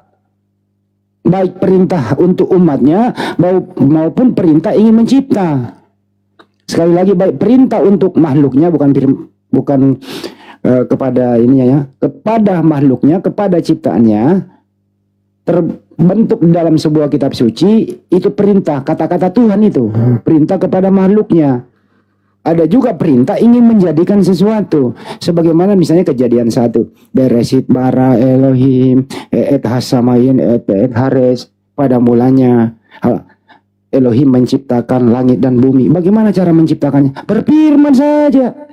Saya kasih contoh yang paling gampang deh, seperti pesulap, Bang. Sim salabim, jadi Bang. Begitulah Sang Pencipta mencipta. Jadi berfirman saja. Begitu juga Bunda Maria berfirman. Gabriel, perintahkan lo temui Maria, dia akan hamil. Siap, hamil beneran. Jadi yang dikandung bukan firman, yang dikandung adalah manusia atas kehendak perintah Tuhan yang Maha Kuasa. Gitu, Bang. Oke, jadi memang sebetulnya kalau pemahaman abang seperti itu, ya saya menghargai juga. Tetapi kalau yang saya pahamin ya bukan seperti itu, Bang. Seorang perawan ini, yang dia kandung itu adalah firman. Kenapa yang dia kandung firman ini? Dia untuk mengarah ke dalam dunia ini, untuk menjabarkan tentang kehidupan, tentang perbuatan, bahkan ujungnya sampai tentang hal keselamatan. Bang, isi kandungan Maria itu firman atau manusia, Bang? Firman, Bang. Oh, jadi anaknya Maria firman. Mulai ngaco nih orang. Anak Maria itu adalah sebuah jembatan aja untuk enggak. Saya nggak nanya Marianya. Isi kandungan Maria itu, Bang, firman atau manusia? Firman, Bang. Bah, masa anaknya Maria kata-kata, Bang? Dia punya daging dan kulit loh, Bang. Kan itu tadi saya bilang, firman begitu merojol jadi manusia. Ya itu tadi, Sang Pencipta hanya berfirman, hanya berkata hamil Maria jadi manusia di dalam kandungan, Bang. Jadi di dalam kandungan Maria bukan firman, tapi hasil daripada Bapa berfirman, jadilah manusia Yesus. Jadi makanya ini Yesus adalah ciptaan Sang Pencipta. dengan cara berfirman saja. Kan tadi udah sepakat Bang, tidak ada yang bisa menghalangi Sang Pencipta itu. Dia Maha Kuasa, Saya Maha menghargai berkehendak. abang juga, saya menghargai abang juga. Kalau memang abang maunya seperti itu, ya silakan, nggak jadi masalah sama saya. Ya terus anaknya Maria menurut abang, yang dilahirkan Maria itu, bayi itu firman itu Bang? Firman. Jadi yang disusui Maria firman? Yang disusui Maria itu, yaitu kemanusiaannya. Kan dia Ya itulah yang disebut manusia. Kok firman Bang? Iya, betul. Manusia Bang. Tetapi, Ya. Bang, tetapi di dalam yang disusui oleh si Maria itu, yang nete itu, di dalamnya ada firman. Firman Sang Pencipta. Yesus waktu kecil Bang belum menerima firman. Dia belum bisa apa-apa loh. Nanti setelah umur 30 tahun dewasa, baru dia mengklaim dirinya. Yohanes 17:8. Kata Yesus begini, segala firman yang telah aku terima, telah aku sampaikan kepada mereka, dan mereka menerimanya dan percaya bahwa akulah utusan Tuhan. Betul. Jadi kalau Yesus firman, artinya firman menerima firman. Gimana ceritanya Bang?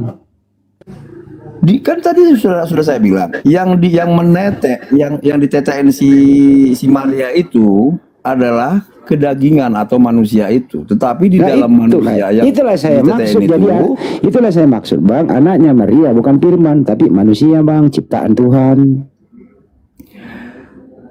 Kalau ciptaan Bang, kalau yang menurut pemahaman saya, ciptaan itu yang hasil dari hubungan manusia sama manusia. Jadi Adam bukan ciptaan. Tahu Bang, saya potong. Adam bukan ciptaan. Iya. Nabi Adam bukan ciptaan. Nah, kalau Adam ciptaan. Nah, kalau Maria, Wah, tambah ngaco ini. kalau Maria ciptaan Bang. Jadi di luar daripada Sang Pencipta itu Bang, semua ciptaannya. Sebentar.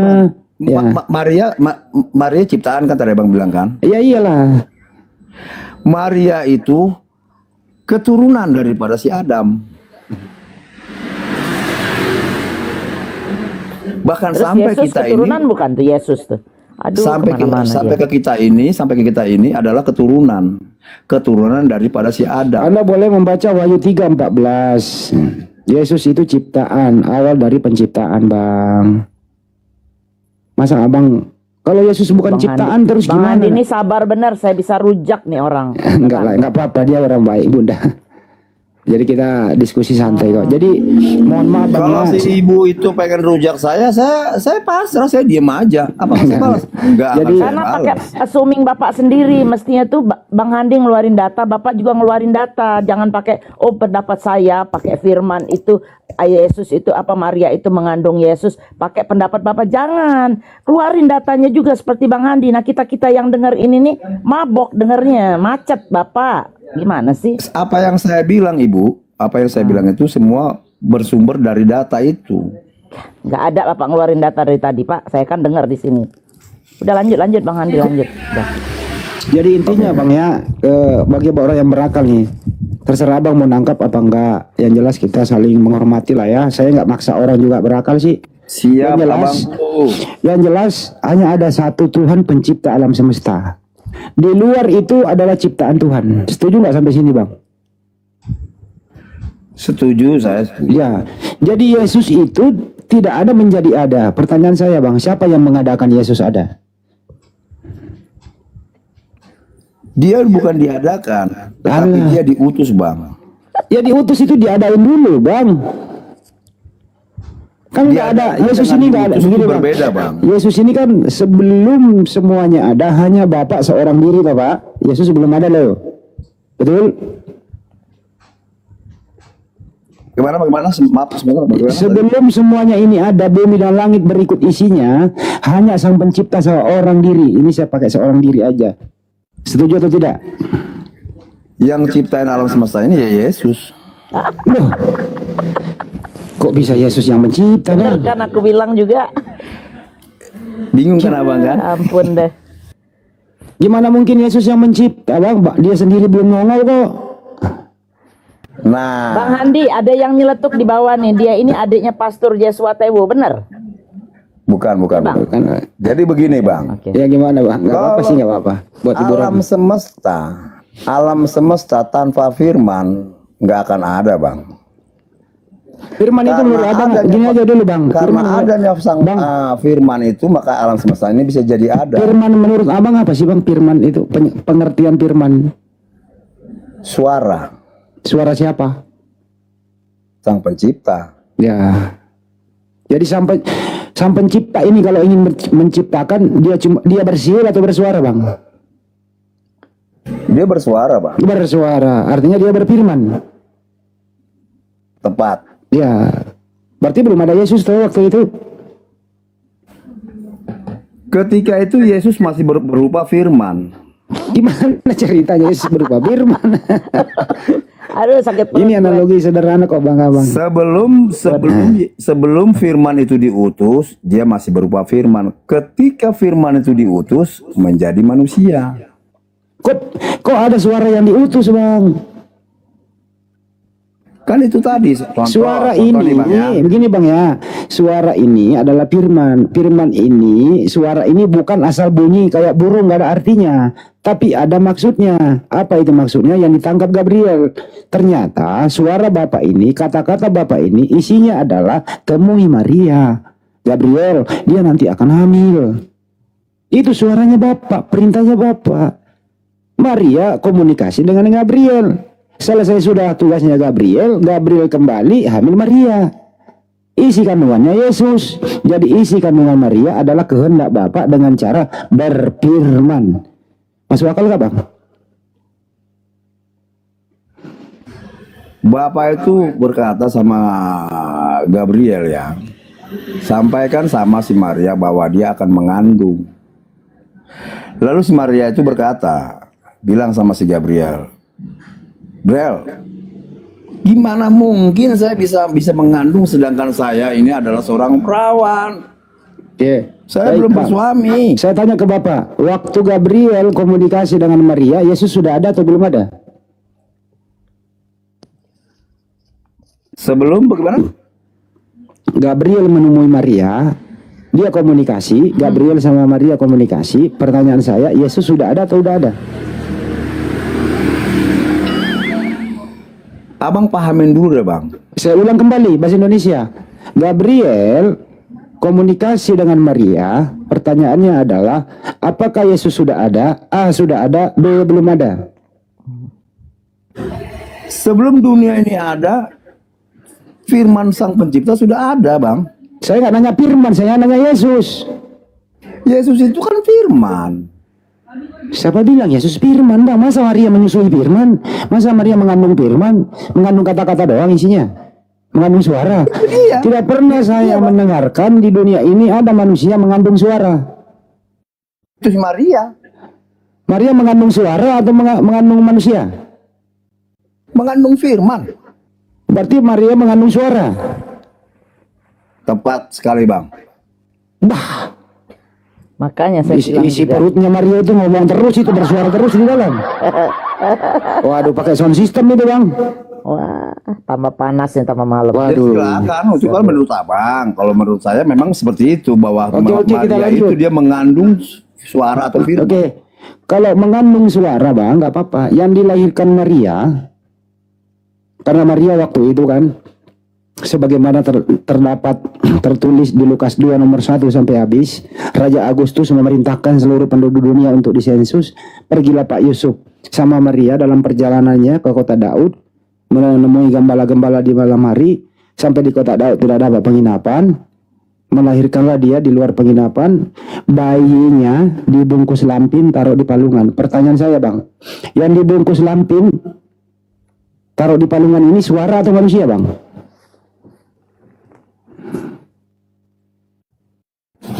Bang, begitu dibungkus lampin Bang, jadi firman itu telah menjadi manusia. Saya nggak nanya itu, pertanyaannya sederhana Bang. Yang dibungkus lampin itu digendong Maria, firman atau manusia? Ya manusianya lah. Ya manusia, berarti isi kandungannya manusia juga. Bukan. Waduh. Gimana nih? Masuk akal nggak sih Bang ada manusia mengandung suara, mengandung firman? Ya itu si Maria. Buktinya kalau mestinya Bunda Maria itu kalau mengandung suara, mestinya yang dilahirkan adalah speaker aktif, Bang.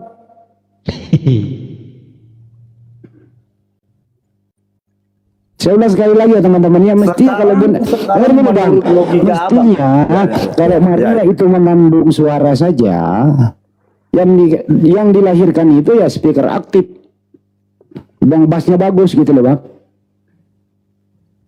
Sekarang menurut logika kita semua yang ada di sini, menurut logika kita ya, apakah bisa seorang perawan mengandung? Itu ya logika kita. Bisa karena Sang Pencipta menghendaki itu, Bang. Gimana sih Abang ini? Sang Pencipta itu menghendaki ya seperti itu. Jadi dia mengutus suaranya. Kok suara yang diutus? Suaranya itu ada di dalam rahim seorang perawan. Jadi yang dikandung Maria suara Tuhan. Jadi menurut Anda yang dikandung Maria suara Tuhan. Tepat. Oke, jadi dalam kandungan Maria tidak ada dagingnya Yesus, tidak ada tulangnya, tidak ada kepalanya, tidak ada tali pusar gitu ya? Ya, kalau ketika di dalam awal-awalnya masih 1 hari, 2 hari, 3 hari ya. Jadi di dalam kandungan Maria sudah ada bentuk manusia nggak, Bang? Kira-kira usia 3, 4, 5, 6, 7, 8, 9 itu, Bang, sudah ada dagingnya nggak? Ya 3 bulan, 4 bulan, 5 bulan, 6 bulan itu udah sama seperti manusia, seperti kayak kita ini, Bang. Berarti yang dikandung manusia, Bang, bukan firman.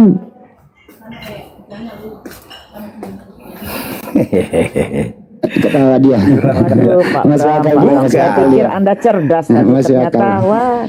Makanya saya siang kalau untuk logika Abang di sini nggak akan masuk di akal. Kenapa bisa saya bilang nggak masuk di akal? Banyak orang pun juga bingung, Bang, kenapa bisa seorang perawan bisa mengandung. Itu aja kita simak, Bang. Ya karena kehendak Tuhan kan, Bang. Nah, begitupun juga si perawan ini dia mengandung suara atau suaranya dia itu diutus melalui rahim dia itu. Ya, kalau gitu saya mundur 2 langkah, Bang. Saya mundur 2 langkah. Siapakah yang menghendaki Maria mengandung? A. Bapak, B. Firman. Ya Bapak itu. Bapak itu berarti isi kandungannya Maria kehendak Bapak, betul? Tepat sekali, Bang. Nah, kehendak Bapak apakah ciptaan Bapak? Kehendak dia. Ya, kehendak Tuhan apakah ciptaan Tuhan? Kehendak Bapak. Ya, ini contoh. Bapak berkehendak menciptakan matahari. Oke, apakah matahari ini ciptaan Tuhan? Ciptaan matahari. Ciptaan. Kehendak Bapak Bunda Maria mengandung, isi kandungannya Maria ciptaan Tuhan atau Bapak itu sendiri?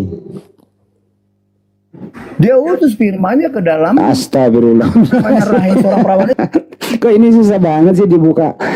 Ini Pak Cakrawala berpikir kok Bapak ini Pak Bram ini. Nggak pakai akal, jadi susah mau ngomongin Maria nggak punya suami lah. Adam satu contoh, Bang, bisa jadi juga. Satu nggak contoh, bisa Bang, begitu, Ibu. Pak. Nalar Bapak tuh saya harus kasih, coba buka saya kasih gambaran ya. Ya silakan Pak, silakan. Saya kasih gambaran. Saya kasih gambaran begini.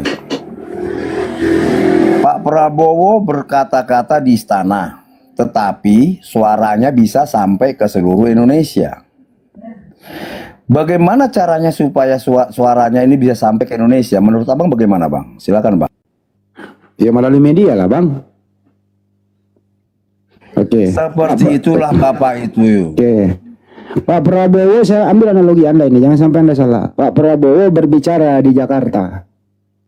Orang mendengarkan di Papua suara Pak Prabowo melalui media, televisi.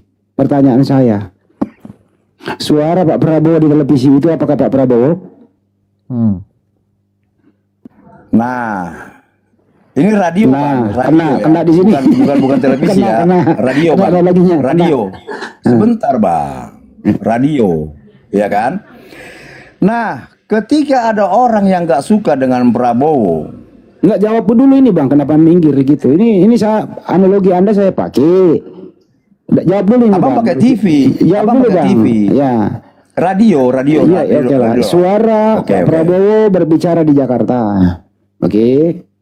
Orang mendengarkan di Papua melalui radio transistor, 2 band. Bukan frekuensi modulasi, tapi AM, amplitudo modulasi. Ngerti nggak amplitudo modulasi bang? Beda dengan frekuensi modulasi. Frekuensi modulasi Radio itu aja lah, kita bahas radio aja. enggak, saya jelaskan ini pada saya kebetulan saya amati radio bang. Jadi frekuensi modulasi itu datar, kalau kena gunung tertumpu nggak bisa, dia akan mengalami pantulan, jadi jangkauannya dekat. Pokoknya pakai alat-alat apa aja. Tapi kalau amplitudo modulasi, dia amplitudo modulasi semakin dapat tempat tinggi, dia mengikuti ketinggian, dia turun lagi, jadi jangkauannya jauh. Jadi pertanyaannya adalah, suara Pak Prabowo di Jakarta didengar di Papua melalui radio. Apakah suara di radio yang didengarkan oleh orang Papua itu adalah Prabowo? Silakan. Ya suara Prabowo sampai begitu sampai di Papua. Suara Prabowo apa Prabowo? Suaranya Prabowo. Iya suara Prabowo itu apakah Prabowo-nya sendiri yang didengar orang di Papua? Menurut abang, suara Prabowo itu Prabowo bukan? Suara Prabowo bukan Prabowo bang. Jadi suara siapa itu bang? Suaranya Prabowo bukan Prabowo bang. Gimana sih abang ini? Jadi abang kalau misalnya nih Pak Bram, satu contoh nih bang, satu contoh maaf nih bang sebentar ya. Pak Bram merekam, dengerin, Pak Bram merekam suaranya. Atau artis lah, janganlah artis merekam suaranya dalam satu lagu. Artisnya tidur, lagunya didengerin. Lagu yang didengerin itu adalah rekaman suaranya sang artis. Bukan artisnya di situ bang, tapi suaranya yang direkam. Pak Bram nanti ini gampang ngelesnya kalau begini cara Anda merekam suara Anda. Terus Anda melanggar hukum. Ini kita bukan masalah. Dulu bang, terakhir ini habis ini abang. Anda melanggar hukum. Datang polisi ingin menangkap Anda. Kata Pak Bram, jangan nangkap saya dong. Suara saya aja yang ditangkap. Karena suara saya adalah saya. Ya, silakan bang ditanggapi. Kalau suara Anda adalah Anda. Jadi yang ditangkap suara Anda dibawa. Bukan Anda yang dibawa. Silakan. Siap. Ketika suara saya itu berkata-kata yang nggak bagus, datang polisi. Apakah suara saya ditangkap atau saya yang ditangkap? Kan menurut abang begitu kan tadi bang ya. Akhirnya datang polisi itu menangkap saya karena suara saya. Loh, kenapa saya yang ditangkap? Orang suara saya yang berkata-kata, kok saya yang ditangkap? Karena ini suara kamu. Yang nyolong itu ya bang, yang nyolong ayam. Anda atau suara Anda yang nyolong ayam? Itu perbuatan bang. Iya kan melanggar hukum, dia nyolong ayam. Anda mau ditangkap, Anda ngeles. Pak, jangan saya ditangkap dong. Suara saya adalah suara saya adalah saya. Saya rekam suaraku. Dengerin dulu bang. Suara saya aja dia ditangkap. Enggak gitu. Jadi suara itu menggambarkan dari orangnya, tapi bukan pribadinya bang. Begitu juga sang pencipta bersuara, ya. Terus kemudian setelah terjadi suara itu, perintah, terciptalah Yesus.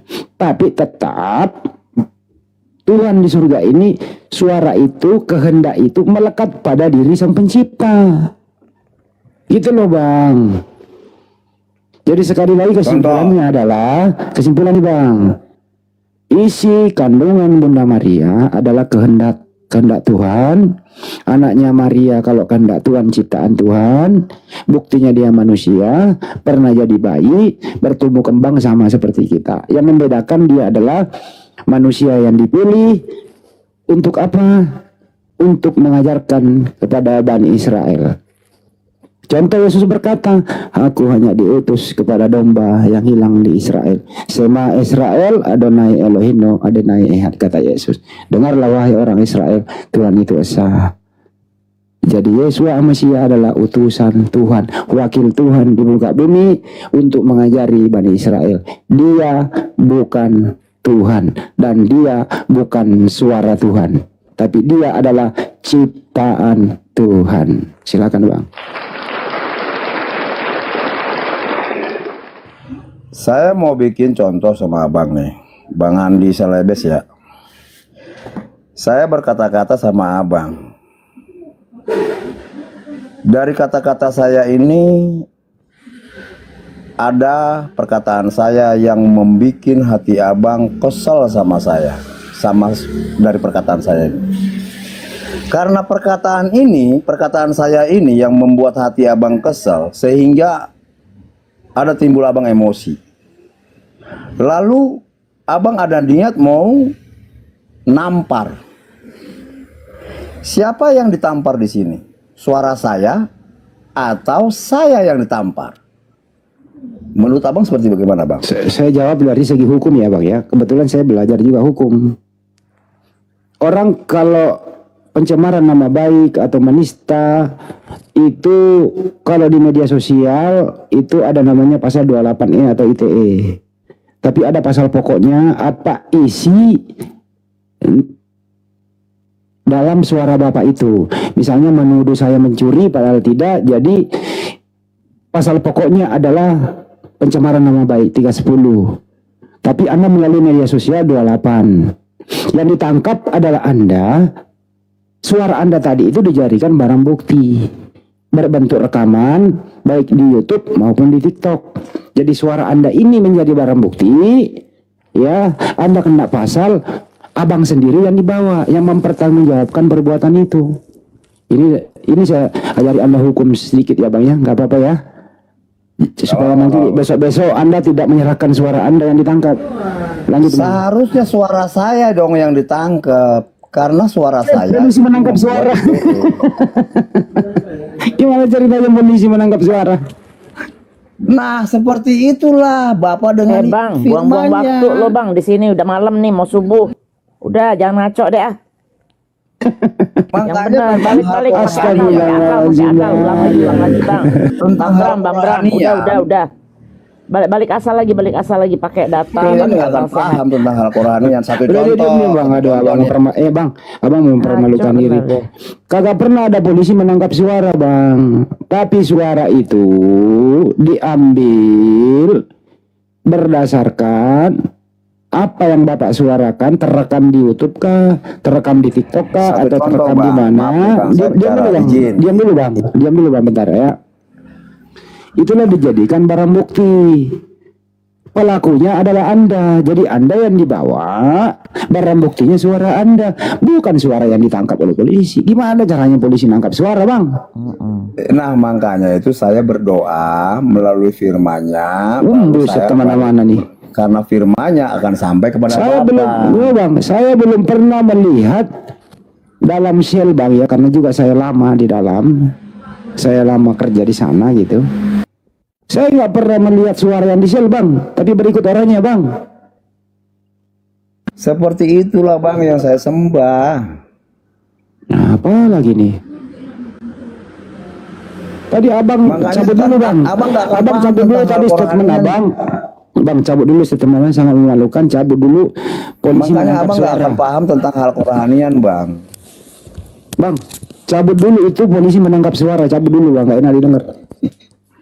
Makanya begini, karena saya gini Bram, tadi kamu narasi awal itu mohon izin.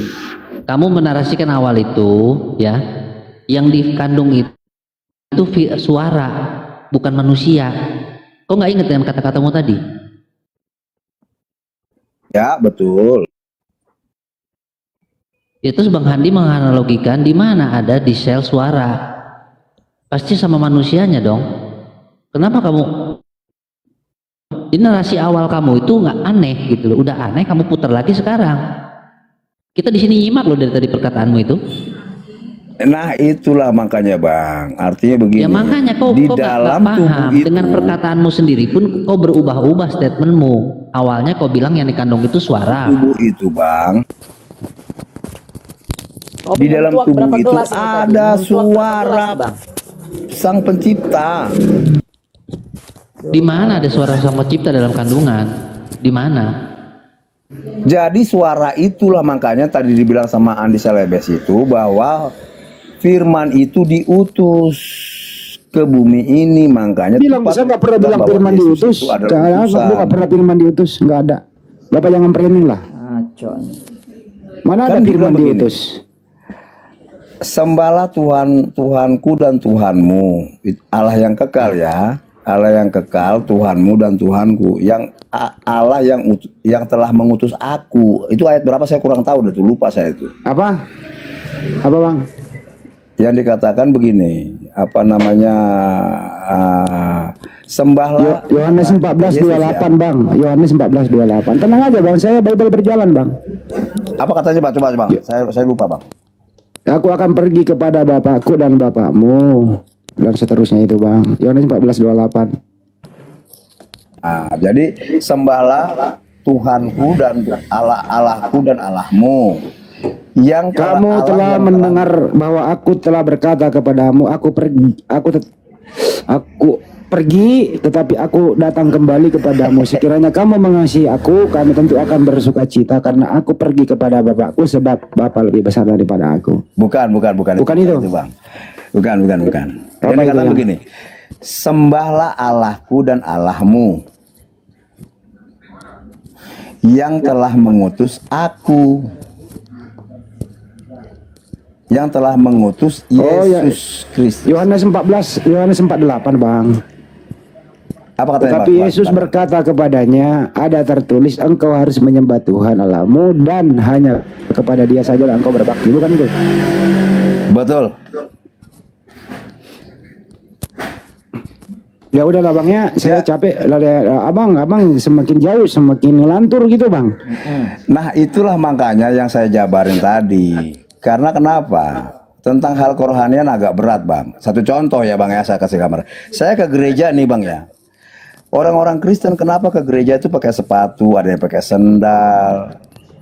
Ya, saya mikir, kok bisa begini? Ini kan rumah Tuhan. Ternyata itu bukan rumah Tuhan, itu hanya sebuah bangunan.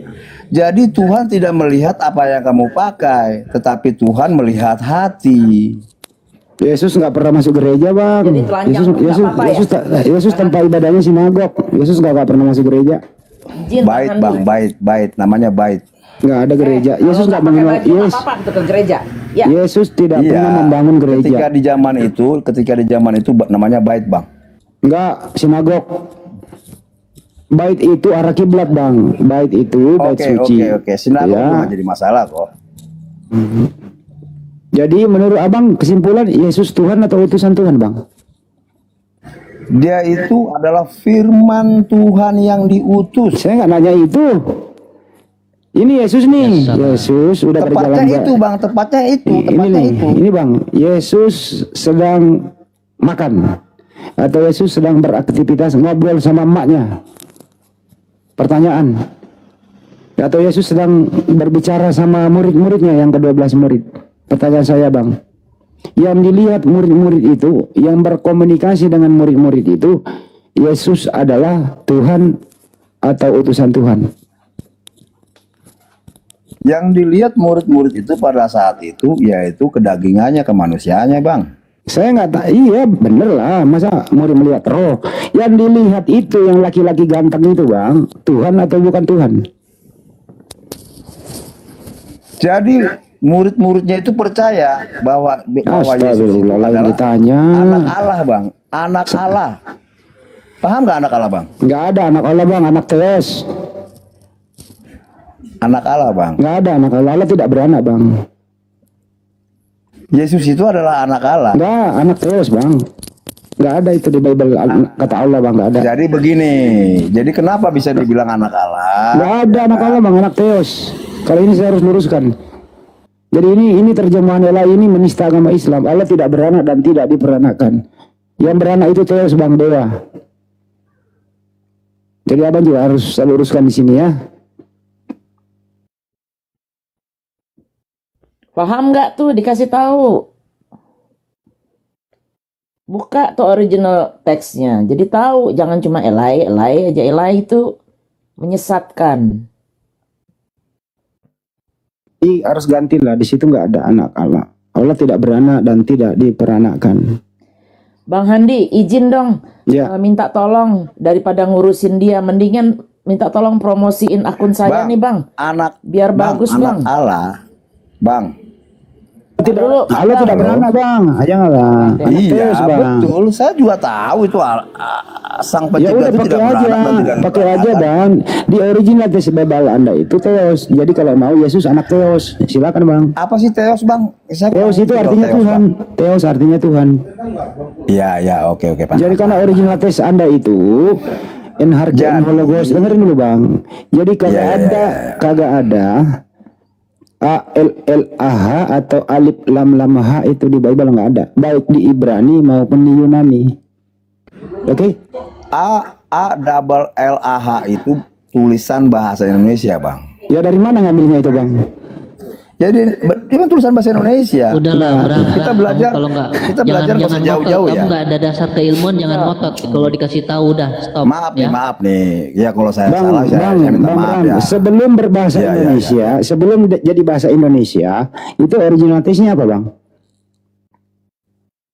Saya di sini Bang, begini Bang. Kok begini? Jadi saya ajarin bang, kalau nggak bisa Anda menjawab, saya jawab.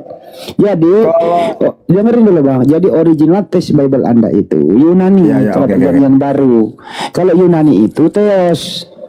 Theos diterjemahin ke bahasa Indonesia mestinya Tuhan, bukan Allah. Allah itu adalah nama Tuhan dalam bahasa Arab yang disembah oleh orang umat Islam. Bahasa Palembang, Cirebon itu udah beda-beda lagi tulisannya, bukan A double L A H lagi bang, beda. Gak ada, bah, terserah lu. Kalau kami nggak pernah berubah-berubah. Abang ini kalau dijelaskan melebar kemana-mana gitu loh.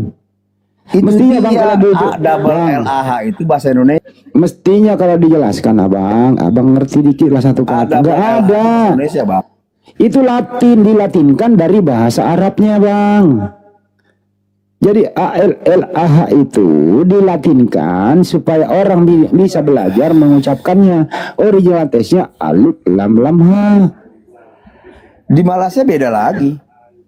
Malaysia lagi. Aduh, udahlah Pak Bram, mending turun tidur bang. Nggak semakin lama semakin nggak nyambung Anda ini. Besok kita sambung lagi bang ya. Iya silakan bang, tidur aja dulu, belajar lagi ya. Kita sambung lagi besok bang. Oke bang, sampai ketemu lagi bang semuanya bang ya. Kalau ada kata saya yang salah, saya minta maaf di sebelumnya ya. Baik bang. Silakan bang, silakan. Terima kasih banyak nih. Terima kasih bang telah menghibur kami bang. Ya selamat malam. Bang Gat, Keti. Kirain berilmu, ternyata gue, aduh, tapi nggak apa-apa lah ya, iseng-iseng daripada gue tidur. Ya jangan lupa denger loh, ada orang mengandung sound system itu apa tadi? Speaker aktif. Iklan dulu, jangan lupa di follow ya akun-akun para debaters di atas agar bisa terus berdakwah. Termasuk juga Bunda Mila, akunnya Bunda Mila ya, apa namanya Bunda? Iya. Ini Mila yang sekarang aja buat promosi minggu depan, kita mau bagi-bagi donat, Oke, buat promosi minggu depan yang mau bagi-bagi donat ya. Follow jangan harap datang ya. Jangan di-tap layarnya biar komalnya. Orang, masa nggak ada yang follow sih? Mana sih? Syukran. Iya. Dan syukran jazakallah khairan jannah yang memberi gift ya. Itu aja deh iklannya. Silakan Pak, siapa nih Pak Gedi ya? Selamat malam, Islam atau Kristen Pak? Alhamdulillah Muslim Bunda. Oh iya oke. Ada yang mau disampaikan? Silakan. Iya sebenarnya ada, tapi gimana ya? Begini, saya kalau melihat mendengarkan Bang Juma, Bang Andi Srepes, Abuya, terus Ustadz Benilim ini.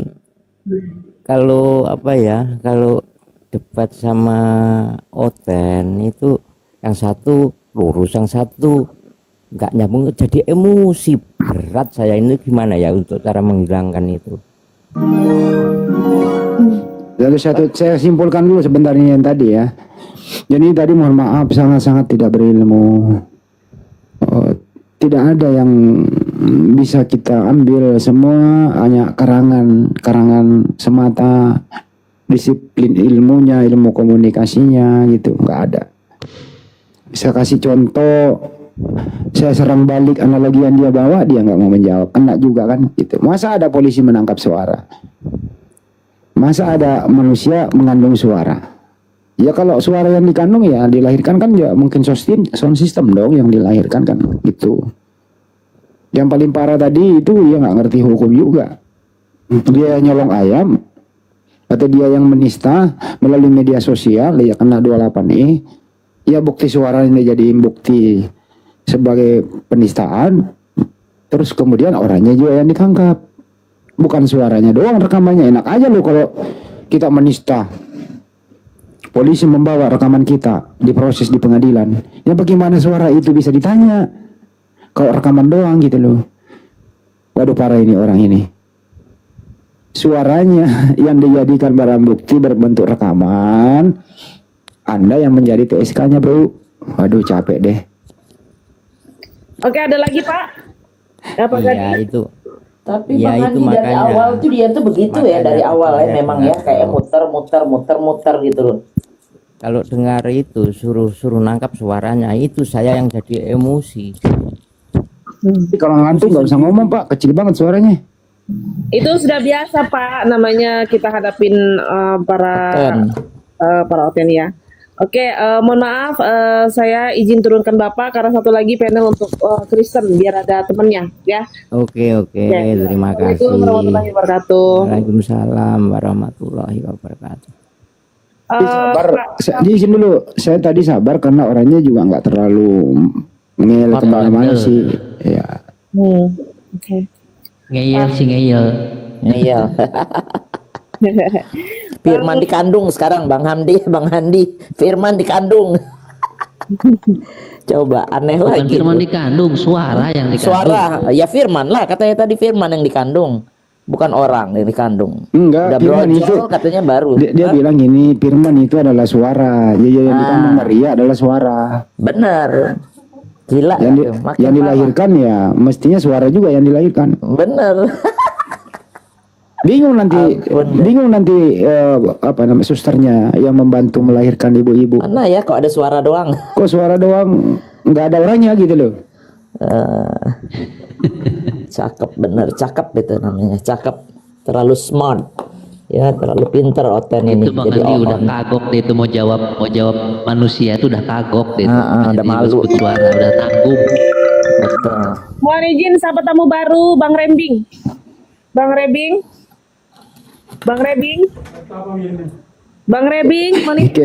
Kayak di Bluetooth. Iya ini kayak suara handphone gitu dari dia Bang Rembing. Monitor Bang Rembing. Nggak ada suaranya, saya turunkan, saya hitung 1 sampai 5.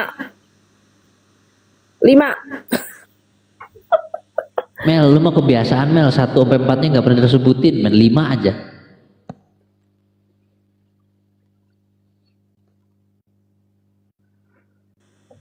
Oke, selamat malam Bang Ambulans. Assalamualaikum warahmatullahi wabarakatuh ambulan. Bang Ambulans. Malam.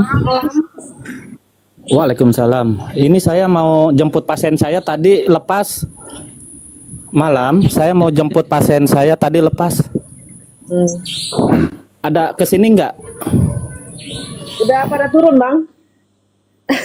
Dia langsung dikeluarin, dia nggak sopan. Siapa yang nurunin itu? Paling Bang Handi. Enggak bagus masuk di YouTube itu kan nggak bagus. Bicara begitu di YouTube.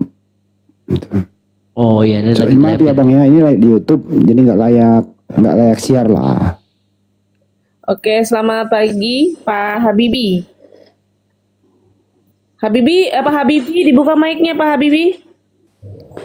Ya, selamat pagi pengikut Nabi Muhammad. Kenapa kau ini manusia ini tadi ya udah pakai profilnya Mas Ardiansa, tadi di roomnya si Bom ngehujat-hujat ini. Kenapa kau kesini?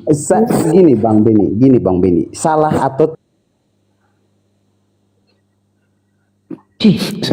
Saya lebih senang dengerin kentut daripada dengerin suara dia gitu loh.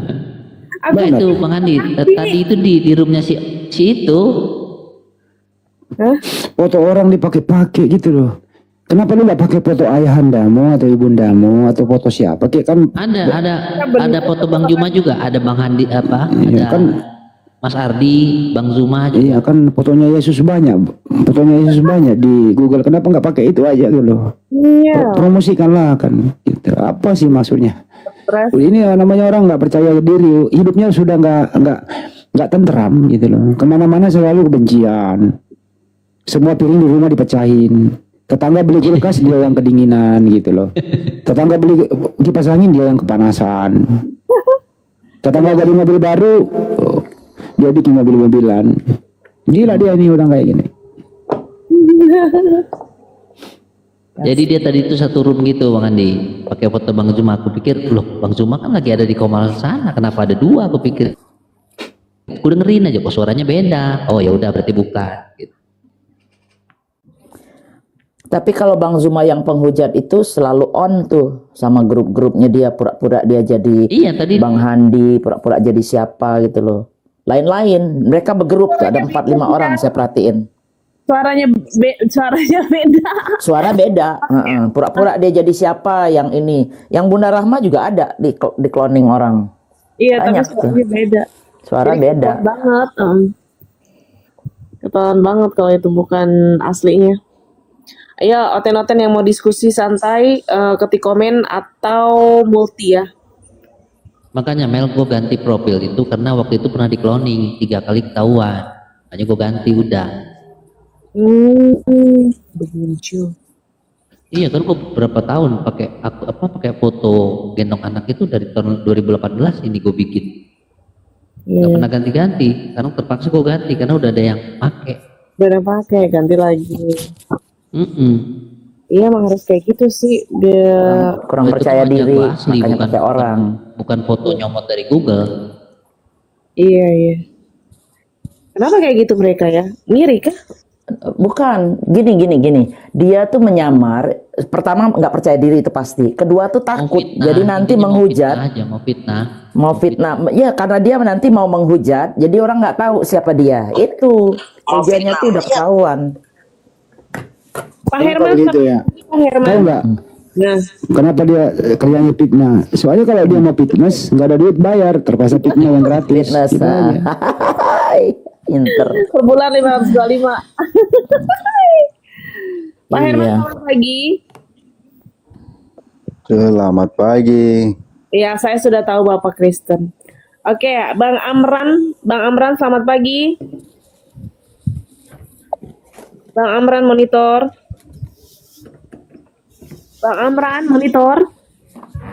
Hitung sampai 5 Mel. Bang Amran, panggilan ketiga monitor. Saya itu sampai 5 ya. Kalau nggak jawab saya turunkan 5. Tuh kan.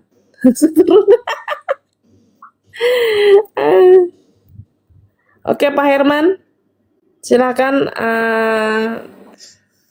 berdialog kembali dengan Pak Handi, silakan. Kenapa turunkan Herman? Sama Herman ini Tuhannya banyak banget.